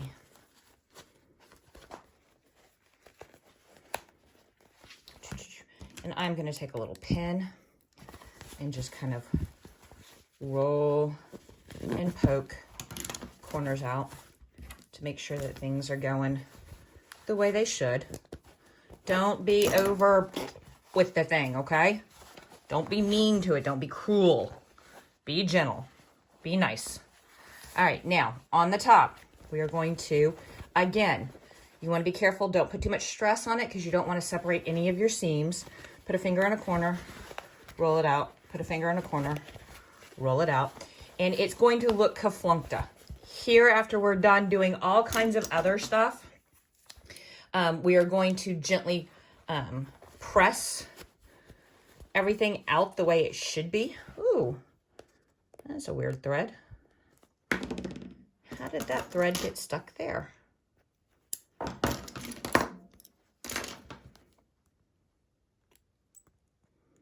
There we go. And, you know, roll our seams, fold our seams out, run our seams, get our corners all nice and tight. Right now it looks a little bleh.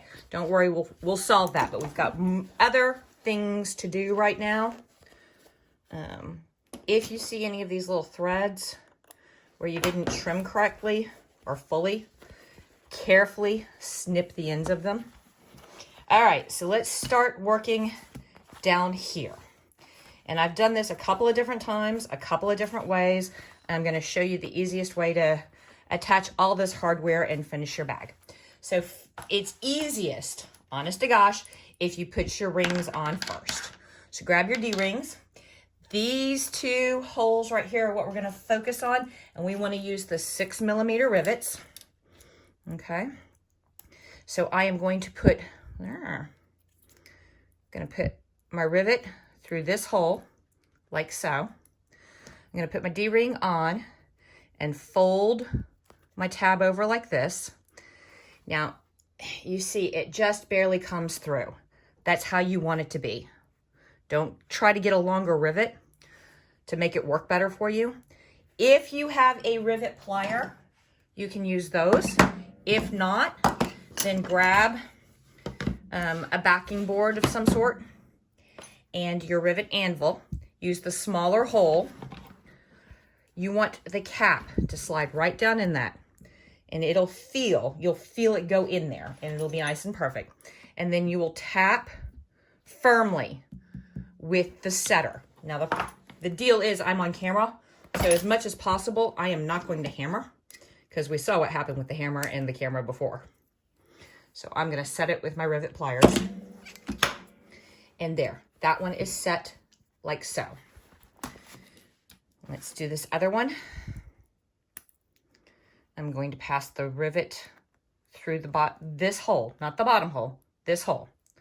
Then I'm going to take my D-ring, put it like so, flip over, and there's a hair right there that will be, or a thread that'll be difficult to get to later, so there. I'm going to pass that rivet end right through that hole. See, it's barely poking out. I'm going to put my cap on. And this is where I would either grab my anvil and setter or my pliers. And before you go, well, that's cheating, I don't have pliers. It's okay. Here, right now, I'm about to use the hammer. And you'll see why I didn't want to use the hammer and anvil with the camera like this.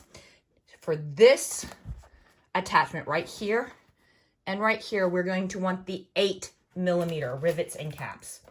The 8mm are this size. So we are going to keep that in the bucket, separate. We're going to pass the rivet through the bag. Then we're going to pass the rivet through, or we're going to lose the rivet in the bottom of the bag. Haha, there we go. Pass the rivet through the bag. Then we're going to pass the rivet through the strap. This is going to take a little bit of pressing and work, like so. We're going to put the cap on it. You heard it snap into place. We are now going to grab the anvil, and we're going to use the larger size. And I'm also going to have to use my backer board. You want that rivet cap or the rivet round part to set right into the anvil in the depression. I'm going to have to move the camera up. I'm going to grab my setter. I'm going to grab my hammer, and I'm going to tap firmly, twice. And now that rivet is set. We're going to repeat that process. I'm going to take the rivet and pass it up through the pre-tapped hole. Then I'm going to pass it through my accent piece. I'm going to use my fingernails to squish it all the way down. Put my cap on, boom. Grab my anvil and my backer board. I'm gonna make sure that my rivet cap is in the depression. I'm gonna grab my setter. 1, 2. Those two pieces are nice and set. Now, set this aside for just 2 seconds. Look at all the crap that's in my way. All right, grab these two guys and then grab 2 lobster claws, okay? We are going to attach the lobster claws to the squared off ends right there. You're gonna need 2 of the 6mm rivets. You are gonna pass the head through one of these 2 holes, flip it over, load your lobster claw, bend the accent piece over and pop the rivet through that hole that we've already pre-drilled. Put the cap on it. If you're using an anvil and hammer, then you'll use the anvil, hammer, and backer board there. or you can use your rivet pliers because we're not having to fight any stuff. I'm going to do that again. These are 6mm rivets. Pass it through. Ooh, I don't want that. Load your lobster claw. Pass it through the pre-drilled hole, like so. Put your cap on it. Anvil and setter and hammer, or rivet pliers, like so. Okay, now we're gonna flip the bag over. These will go lobster claw down, right there and right there. And while we're at it, we will also be setting that piece. So I'm gonna set these two aside. I only need to work on one piece at a time. Okay, so these 4, and I know we've only got 3 holes here because that was, if you remember when it was in the hoop, this piece was sticking up. We're going to have to drill or tap a new hole for the 4th rivet. That's fine. That's not an error. That's intentional. So grab a rivet. Okay. You're going to pass the rivet up through there.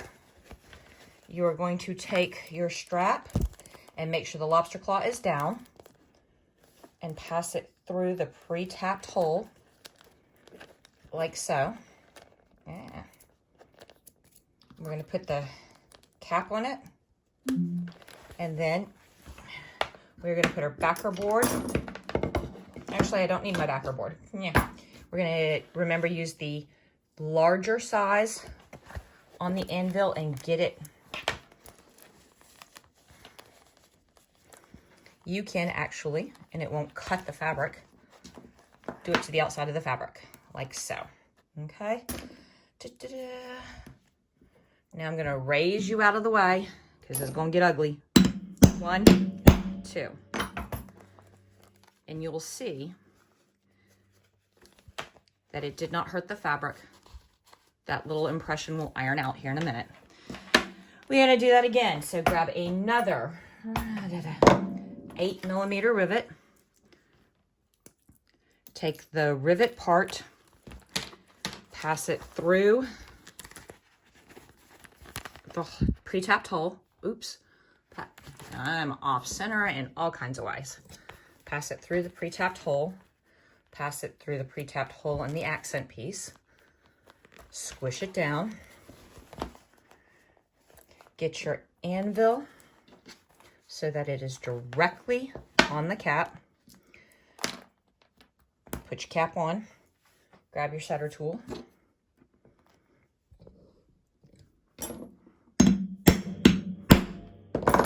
There we go. Woo! Grab another rivet, open it up, pass it through the hole, through the accent piece. This accent piece, the hole did not pop out, the donut hole, I guess. So I'm going to peel it away. Grab your anvil, put it directly on your cap. Grab the other piece. Flink it. I'm going to move the camera out of the way again. Rivet setter. Tap, tap. There we go. Now, you have no hole. You have no hole. That's okay. I'm going to grab my backer board and I'm going to fold all of my lining out of the way. Do you see how I folded? Let's get down close. I folded all the lining out of the way. I'm going to take my backer board and slide it in so that it's directly underneath, right there. I'm going to make sure that strap is nice and straight. I'm going to grab my awl and I'm going to punch the hole ugly and manually. See the hole? See the hole? Okay. We're going to set the last 8mm rivet on this side. There's the hole I just punched ugly. I may have a little, nope, no problems there. Pass it through the accent piece. Use my fingernail to squish it all the way down. Put the cap on it. Grab my anvil. Bigger hole size or bigger depression size. Make sure that the cap is directly in the depression like it's supposed to be. Grab my setter tool, move the camera out of the way. Tap, tap, boom. All right, let's move to this little accent piece right here. Stop. I forgot we need to put a snap in this. I'm sorry, guys. So grab your seam ripper. You are going to pinch this so that the back and the front come apart from one another. And you are going to put approximately a 1/2 inch tear right in the center of this piece right here.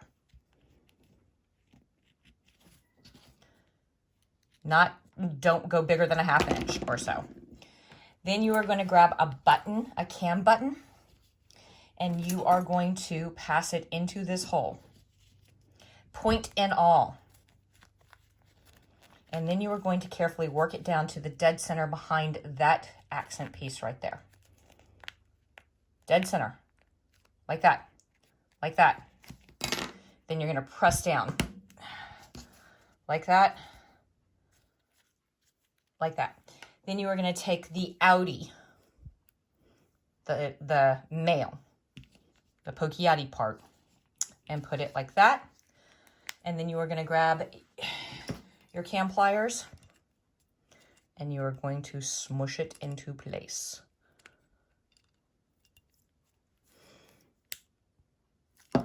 There, that squished correctly. All right, now, set those aside. Now we go back to, we got that rivet lined up. We put it in this lower corner right there. We grab the cap, smush, grab the smaller part of the anvil, put it right in there, grab our setter, keep everything aligned, move the camera out of the way. There we go. Perfect. Perfect. Grab another 6mm rivet, separate, go in, line up the rivet peg with the hole, and then line the peg up. I lost my rivet. There we go. With that hole right there, put your cap on it, like so. Put the head in the small part of the anvil. Put your rivet setter right smack 90 degrees up and down. There. That one's set. Grab, woo, that was almost, grab your other rivet, 6mm rivet, separate, stick your hand up in there, find this bottom hole right here,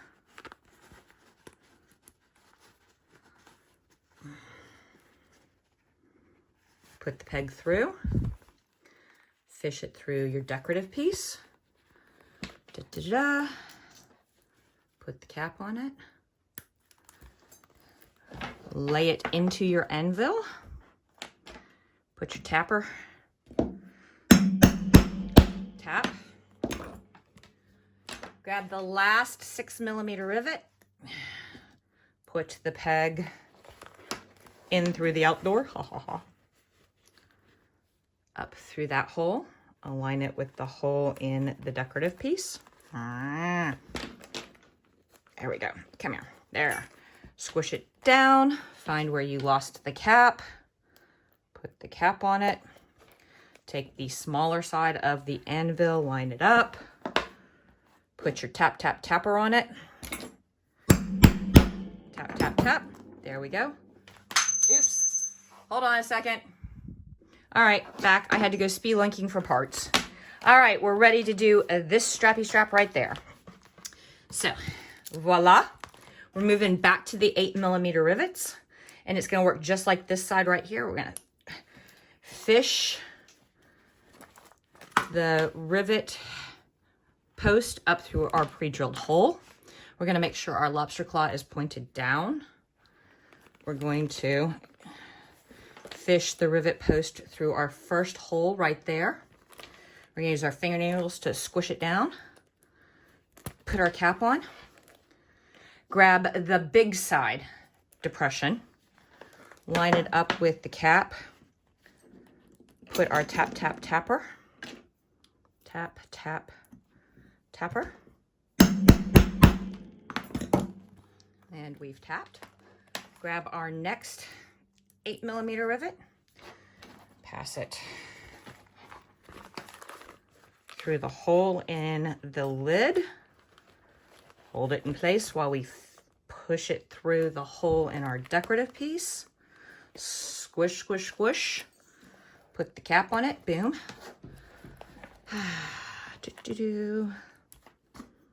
And grab our tapper. And tap, tap, tap. Grab our next 8mm rivet. Reach our hand up and through. Fish it through that hole. Then through the hole in our decorative piece. Come here. Oh, and I've lost a rivet in the bottom of my bag. Where'd you go? Ah, fell completely out. Let's try that again. Rivet, rivet, rivet. And then decorative piece. Then fat or big depression in the anvil.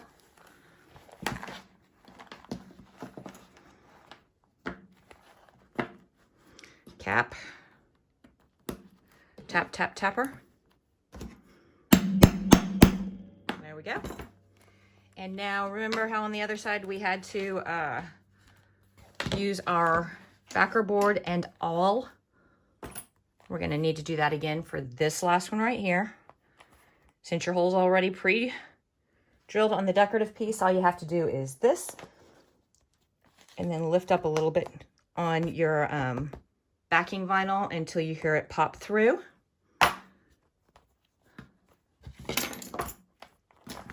See our hole? Grab another 8mm rivet. Pass it up through that hole you just poked. Pass it through your decorative bit. Put the cap on it. Put it in the large depression on your anvil.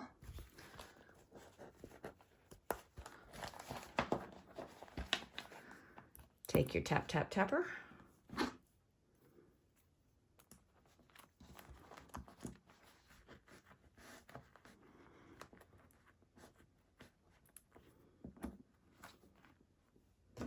And tap, tap, tap.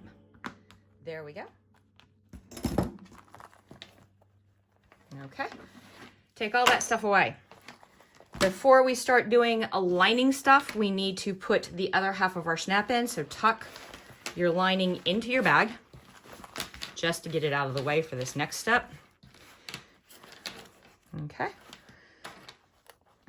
Go ahead and fold the lid down like you were closing it. And you want to align it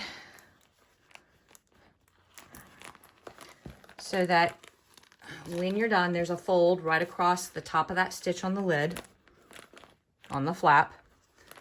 And then another fold right about there. Those folds won't stay with just finger presses.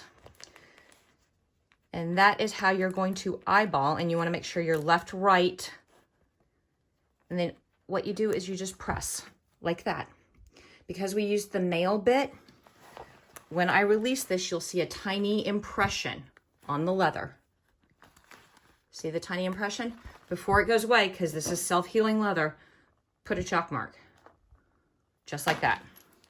We are going to take our backer board and our awl, and right smack in the middle of that, we're going to put a hole. Like that. And we are going to pass our cam button from the back, from the back,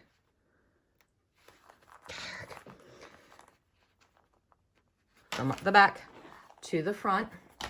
And then we're going to put the receptacle, the female, the innie part right there. Now you're going to have to fold your vinyl back an awful lot like that in order to get your cam pliers around it. But line it up good and tight. Make sure you're up and down, centered, blah, blah, blah. Squeezy, squeezy. Easy pleasy. There we go. Test fit. Yep, that works. That looks good. Okay. Excellent. Now we're going to finish this ribbon and this right here, and get my iron nice and hot.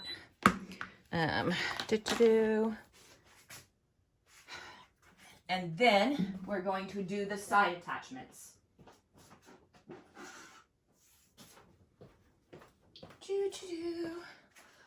Okay, let's move all this crap out of the way.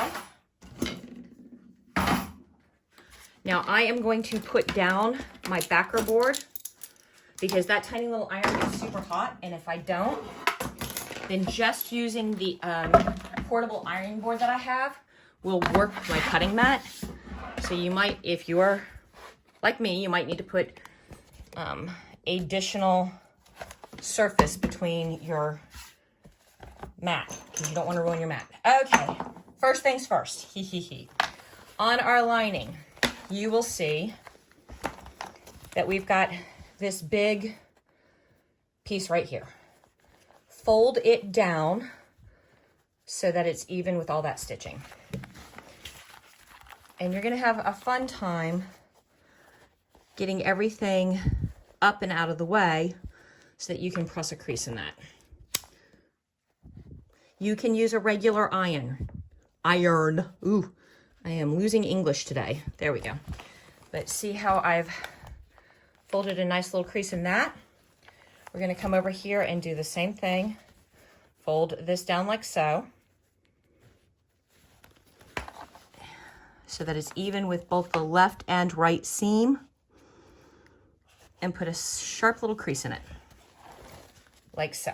Okay, on the front of your bag, on the front of your bag lining, let's be 100% clear which piece. So here's your lining. You've got this raw edge. It's going to be covered with your ribby ribbon here in a minute, but you also want to put a small, not quite 1/4 inch fold. If you fold this raw edge down so that it's almost touching this edge right here, that's good. You're gonna, this is fun, I know, I'm sorry. It's better on an ironing board where you have that jutty-outy part, the narrow end. But since I'm trying to do this on camera so you can all watch me flail,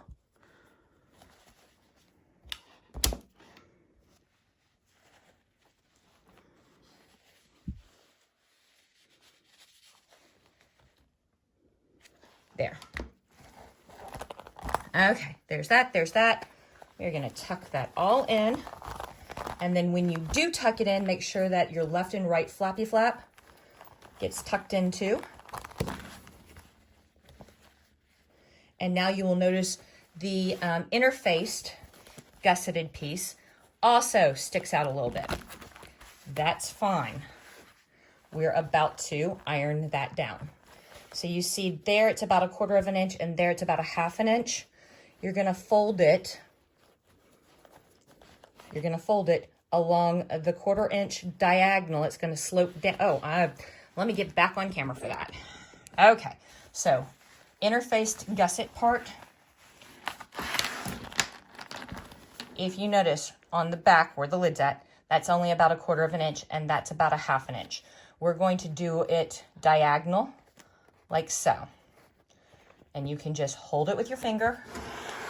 Again, if you've got an ironing board that you're doing this on, way easier because it's got that, I don't even know what that looks. I used to have a seamstress ham that this would have been way easier on, but it got lost in the move, or I left it at one of my old high schools in the costuming department, and now they own my ham. Now we're going to come over to the other side. Ugh. And again, you will see that that's about 1/4 inch, and that's about 1/2 inch. You are going to, oh, and my webbing is sticking up just a little bit too far, so I'm going to trim it down. We've already trimmed it once. We're going to trim it a second time. There. Now we're going to fold it diagonal from the 1/4 to the 1/2 and tuck it in. I'm going to slide this back, lay that flat, iron our crease like so. Move this out of the way so you can see what the heck I'm doing. Now, word to the wise. You want to fast track training the vinyl on the lid, and it is okay to iron it, but you never iron it on the vinyl side, and you never iron it without a pressing cloth. And you just want to heat it up enough to train it. So we are going to do that real quick. We're going to start on this side. We're going to roll the lining so that that makes a nice sharp crease. I'm going to put, this is 3-ounce cutaway, and I am just going to run my iron down it real quick. I am not going to sit there. While it's still warm, not hot, but warm, I'm going to pinch, pinch, pinch. And now you see that seam is staying. Okay, we're going to do the same thing on this side. Roll it so you've got a nice sharp crease. Put a pressing cloth over it. Do not use the vinyl side. Press, press, press. While it is still warm, squeeze, squeeze, squeeze. We're shortcutting, seriously shortcutting the training of the vinyl by using some heat, but you don't want to melt the vinyl. You just want to make it pliable. It is going to be less fun to do it over here on this side because you've got to bend, you've got to bend the lobster claw back out of the way. You are only going to be able to do it a small piece at a time.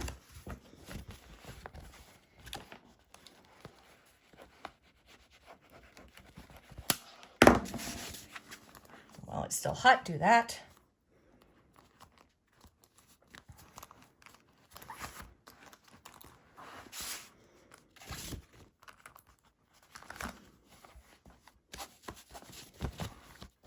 You can do this with a big size iron too.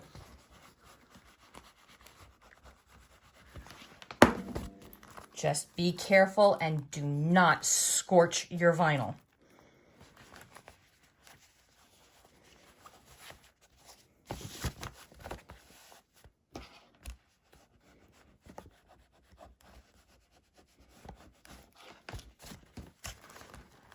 Okay.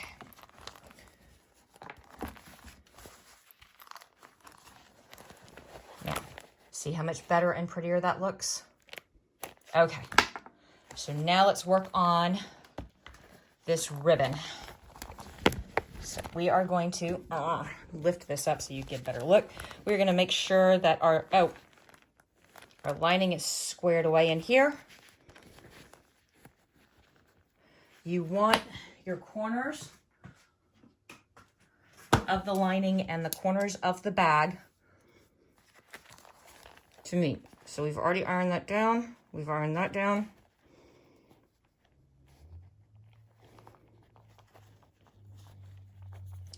Line them up like so,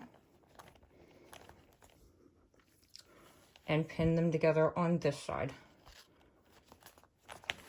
Come over here, line up this corner and this corner, pin them as so.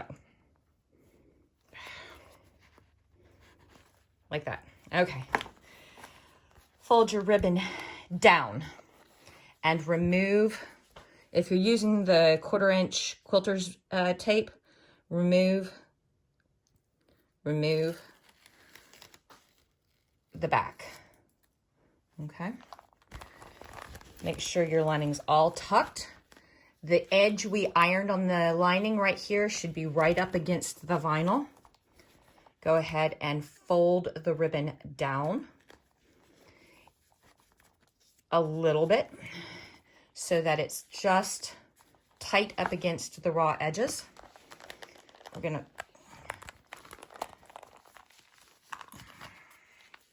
okay, can you see, ooh, well, that's not a bad view, but okay. So you see my ribbon? We're gonna move it over. Okay. Wow, this stings there. So you can see my ribbon. It's kind of holding because that quilter's tape, once you take the backing off of it, holds a little bit, but it's heat activated, so we're going to have to iron it. Because this is polyester ribbon, you don't want to sit on it too long because you'll melt the ribbon. And there we go. Whew. Okay. Almost done, guys. I promise. Okay, now we have to do the left and right side of this ribbon. Pick one side, any side, I don't care. Remove your pin. There we go. Walk your ribbon. Lay your open your lid. Walk your ribbon across. You've only got sticky stuff on one side of it and it hasn't been heat activated yet, so you're gonna be okay. But you want that ribbon to lay flat. Now you'll notice there's a huge tail. Go ahead and mark where it meets the bottom of the bag, or the back seam of the bag. We are gonna open this up and we are gonna do two things. The first thing we're gonna do is we are going to cut with scissors, about 1/2 inch away from that.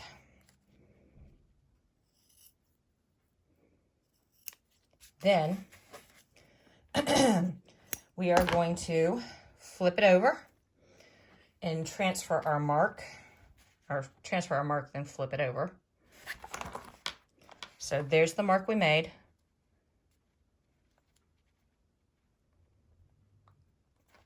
I have now transferred the mark. We're going to grab a tiny bit more quilter's tape, and we are going to put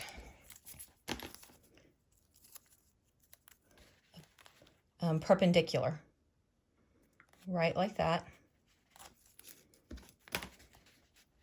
We're going to heat activate just the bottom of it. We're going to pull.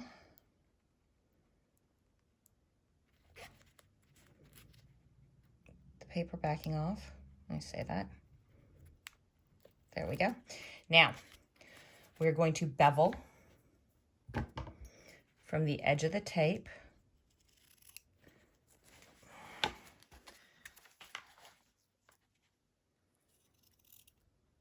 so that we don't have a lot of bulk.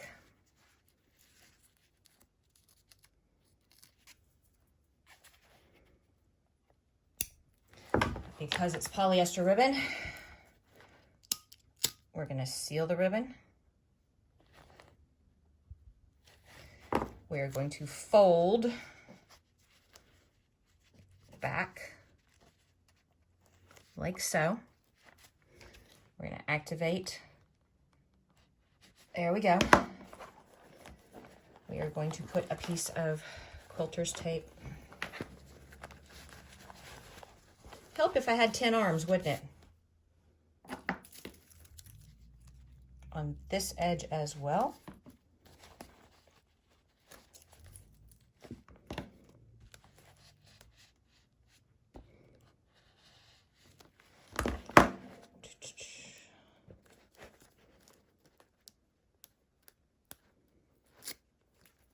Well, that did not work out for me. There we go. Now, both the left and right side of the ribbon have quilter's edge on it. We've got, move the camera up a little bit. Okay, we've got the lining tucked down and ironed down. We've got the gusset tucked down and ironed down. We are going to make sure that the gusset and lining cloth is directly in the middle of our ribbon. And we are going to fold our ribbon in half so that it covers both the inside, the outside. We're going to bend at an odd angle and activate both the inside or the outside and then the inside of that hem tape, quilter's edge, whichever one you used. Then we're going to pick it up and hold it so that it stays. Ooh, hot, my fingers, yikes. And before you go, that's never going to last. People using this, going in and out of their bag, that's going to come undone. In a minute, we're going to put the strap hanger right over that to hold it in. This is a temporary while we finish the bag. Okay? Now we get to do all that crap all over again. We come over to this side.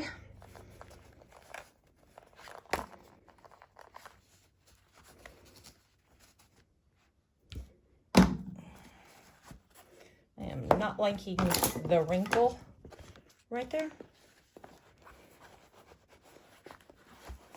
I want my bag to look prettier.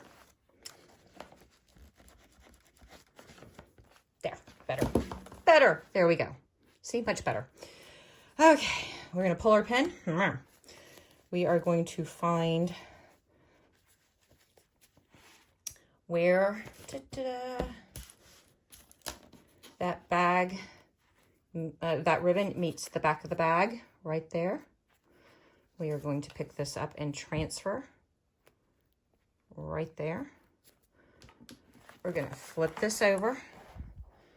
We're going to run a piece of hem tape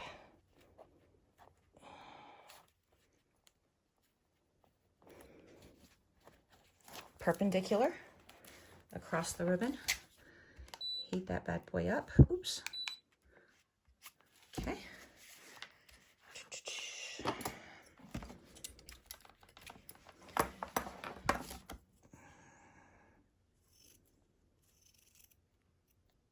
I'm actually even going to cut, oh, I forgot to cut this down to a 1/2 inch and then bevel it.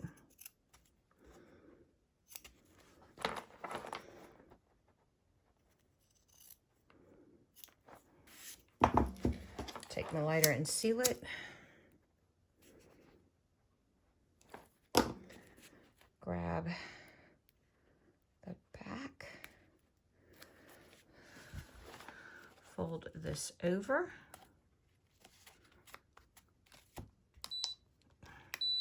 Press it. Take another piece of hem tape. Come here. This is all in lieu of the hand sewing that you guys said you never under any circumstances wanted to do. If you hand sew it, then you just fold it in the correct ways, pin it, and then blind stitch the inside and the outside. But you were like, all of you were like, no, I don't even like a needle and thread. I don't think I own a needle and thread. Blech. Okay, so where were we before I dropped stuff and forgot? Okay, so we've now got the top and bottom, down, baby. Okay, we've got our ironed in folds. We're gonna walk that down like so. Okay. And now we are going to set it with the iron.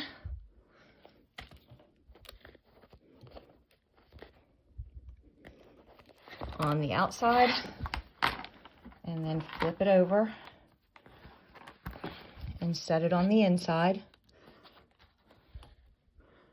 with the iron.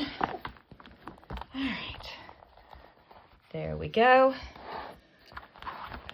All right, now, okay, almost done, I promise you. So for this bag, we are going to do the wristlet hardware. I'm cutting that to 20 inches. That works for me. Now, this is cotton webbing, so it will not melt, I don't think. Oh, it does melt a little bit. Okay, so I'm going to melt my raw edge. There must be some... Ooh, that stinkies. Yep.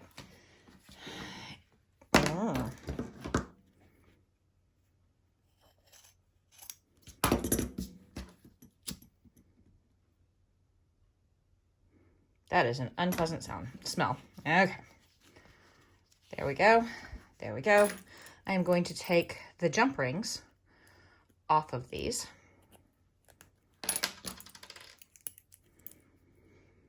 And set them aside for something else. Then I'm going to take, and this will be, if it's hooped like this will be the inside of my handle, so I'm going to make sure that my prongs are to the inside. I'm going to line that up nice. I'm going to take my pliers, and I am going to make sure that my strapping does not move at all.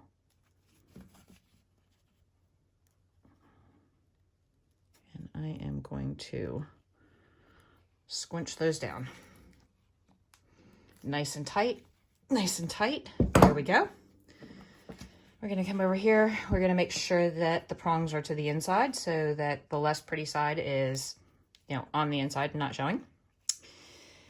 And grab our pliers. And don't worry, there are other kinds of handles. We will cover other kinds of straps and handles. And squishy that down like so. There we go. There we go. Okay, so now we have to attach our strap hangers. So we finished the strap. We're going to fish the strap hanger through, and we are going to fold it so that it's nice and even. Okay. Then we are going to line it up so that it's even front, back, left, and right here. We are going to hold it all in place and lay it across our backer board. And we are going to line up our punch with our bottom hole. And we are going to move the camera out of the way because we've done this before. We are not going to pull the punch out yet. We are going to grab the rivet. Now, while it's all still laying here, we'll push the rivet peg through. And then on the back, we'll push it all the way through, and we will put our cap on. Now we are going to take the anvil, line it up, put it down there, grab our tappy tap. 1, 2.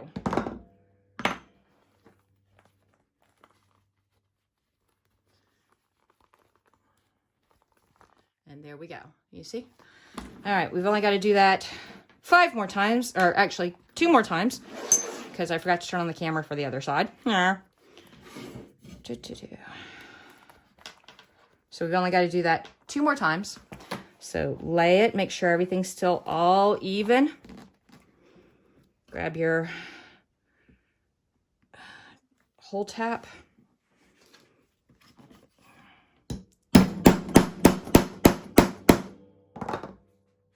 Rivet, come here, rivet.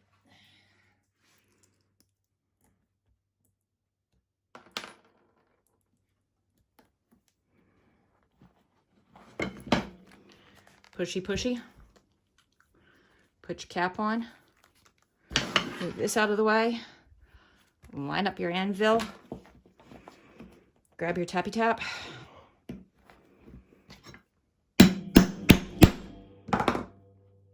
almost done. Backer boards, everything all lined up and even. Lay it down, one last rivet. Hole punch. Serious tap. Rivet.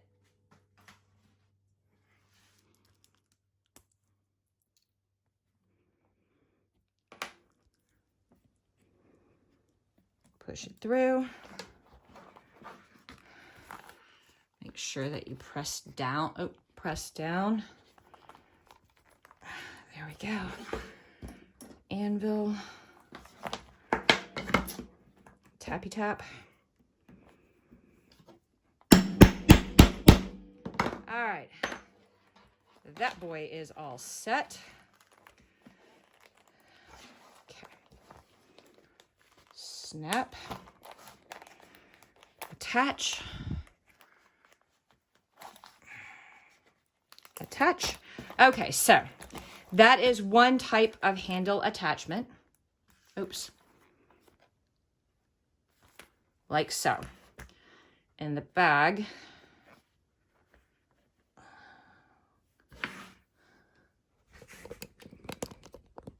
looks like that. Okay. The other type that you can do is you would use D-rings. Oh, you can also make that handle same attachments. Same attachments. You can make that handle shorter. Okay. Or you can use D-rings, 1-inch D-rings, and a chain strap. Or there's one more way to do this, and we're going to do it together. Okay, so I'm going to move these two guys out of the way. And I'm going to pull in this bag right here. Okay. And I am going to grab enough webbing so that it is a crossbody. So for this one, it is cut 62 inches. That's a lot. All right, this one's also polypropylene webbing or nylon webbing. And we are going to melt and melt. Then we are going to pass one end through.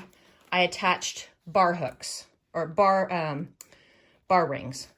We're going to pass one end through there. We are going to take an end cap, and that's what these are called, and cover our end.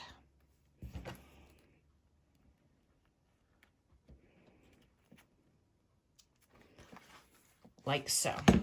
Okay. Then we are going to need 2 rivets. Come here, rivets. 1, 2. 1, 2. Hardware goes away.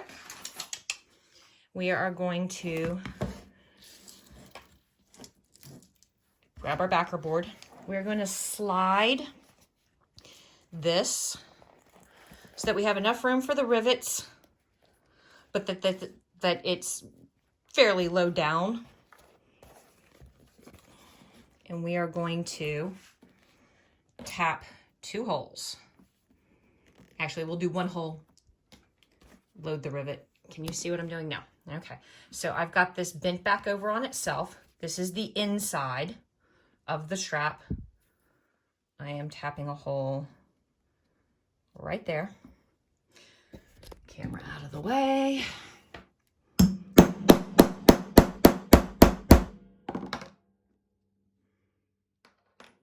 Grabbing a, ooh. That did not go all the way through my webbing. What is up with that?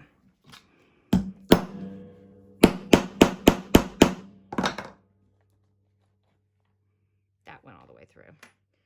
Grab my rivet, pass it through. flip it over, grab a cap. Come here. There we go.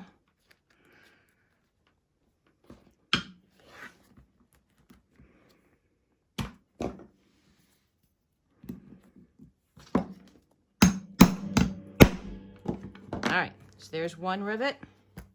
I'm doing 2 rivets just to make sure that this buddy doesn't come apart.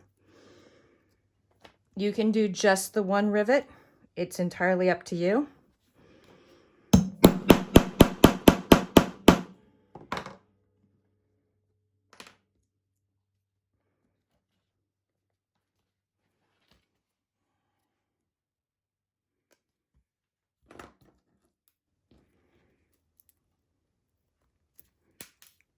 Well, that was helpful. There we go.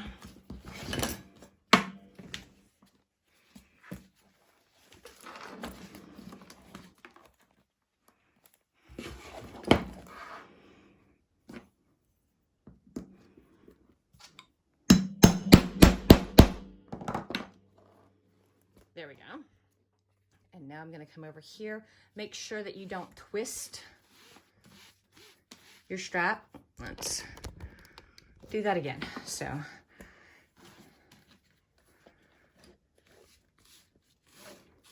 don't twist your strap. Keep it nice and straight. Pass it through your bar ring. Put your end cap on it.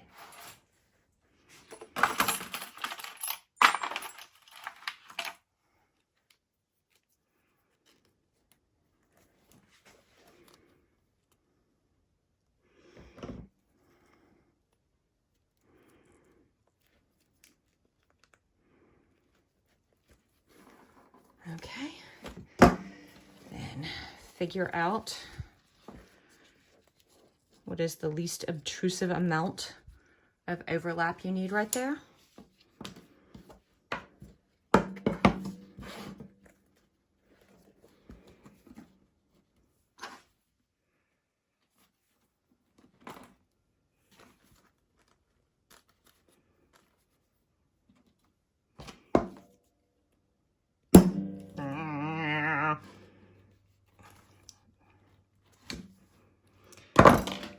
Okay, clearly it is time for my snack. There we go. I'll just use my body. That's what boobs are for.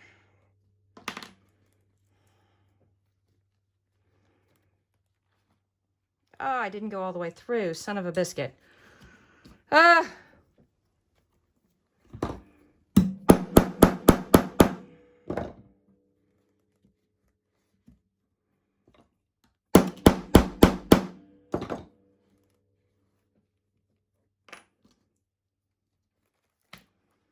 Okay, pass it through, grab the cap, put the cap on it, grab your anvil,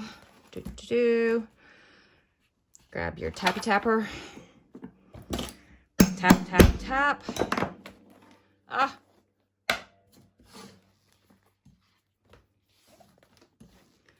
Grab your punch.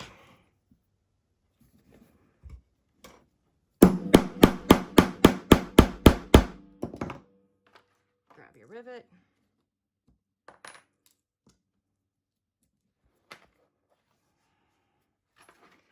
Grab your rivet cap. Grab your anvil.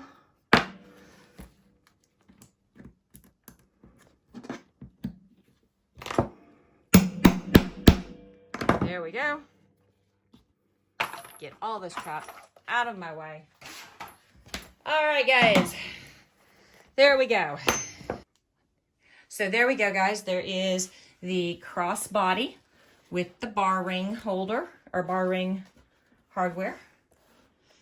There is the short handle strap with keyring hardware. Oops, fall over. That's fine. Here is the 1-inch D-ring with the chain strap.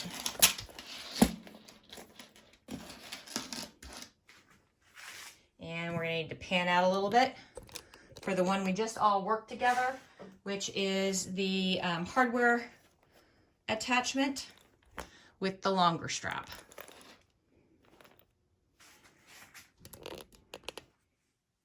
Okay. There you go, guys. I hope you're happy with that. Peace.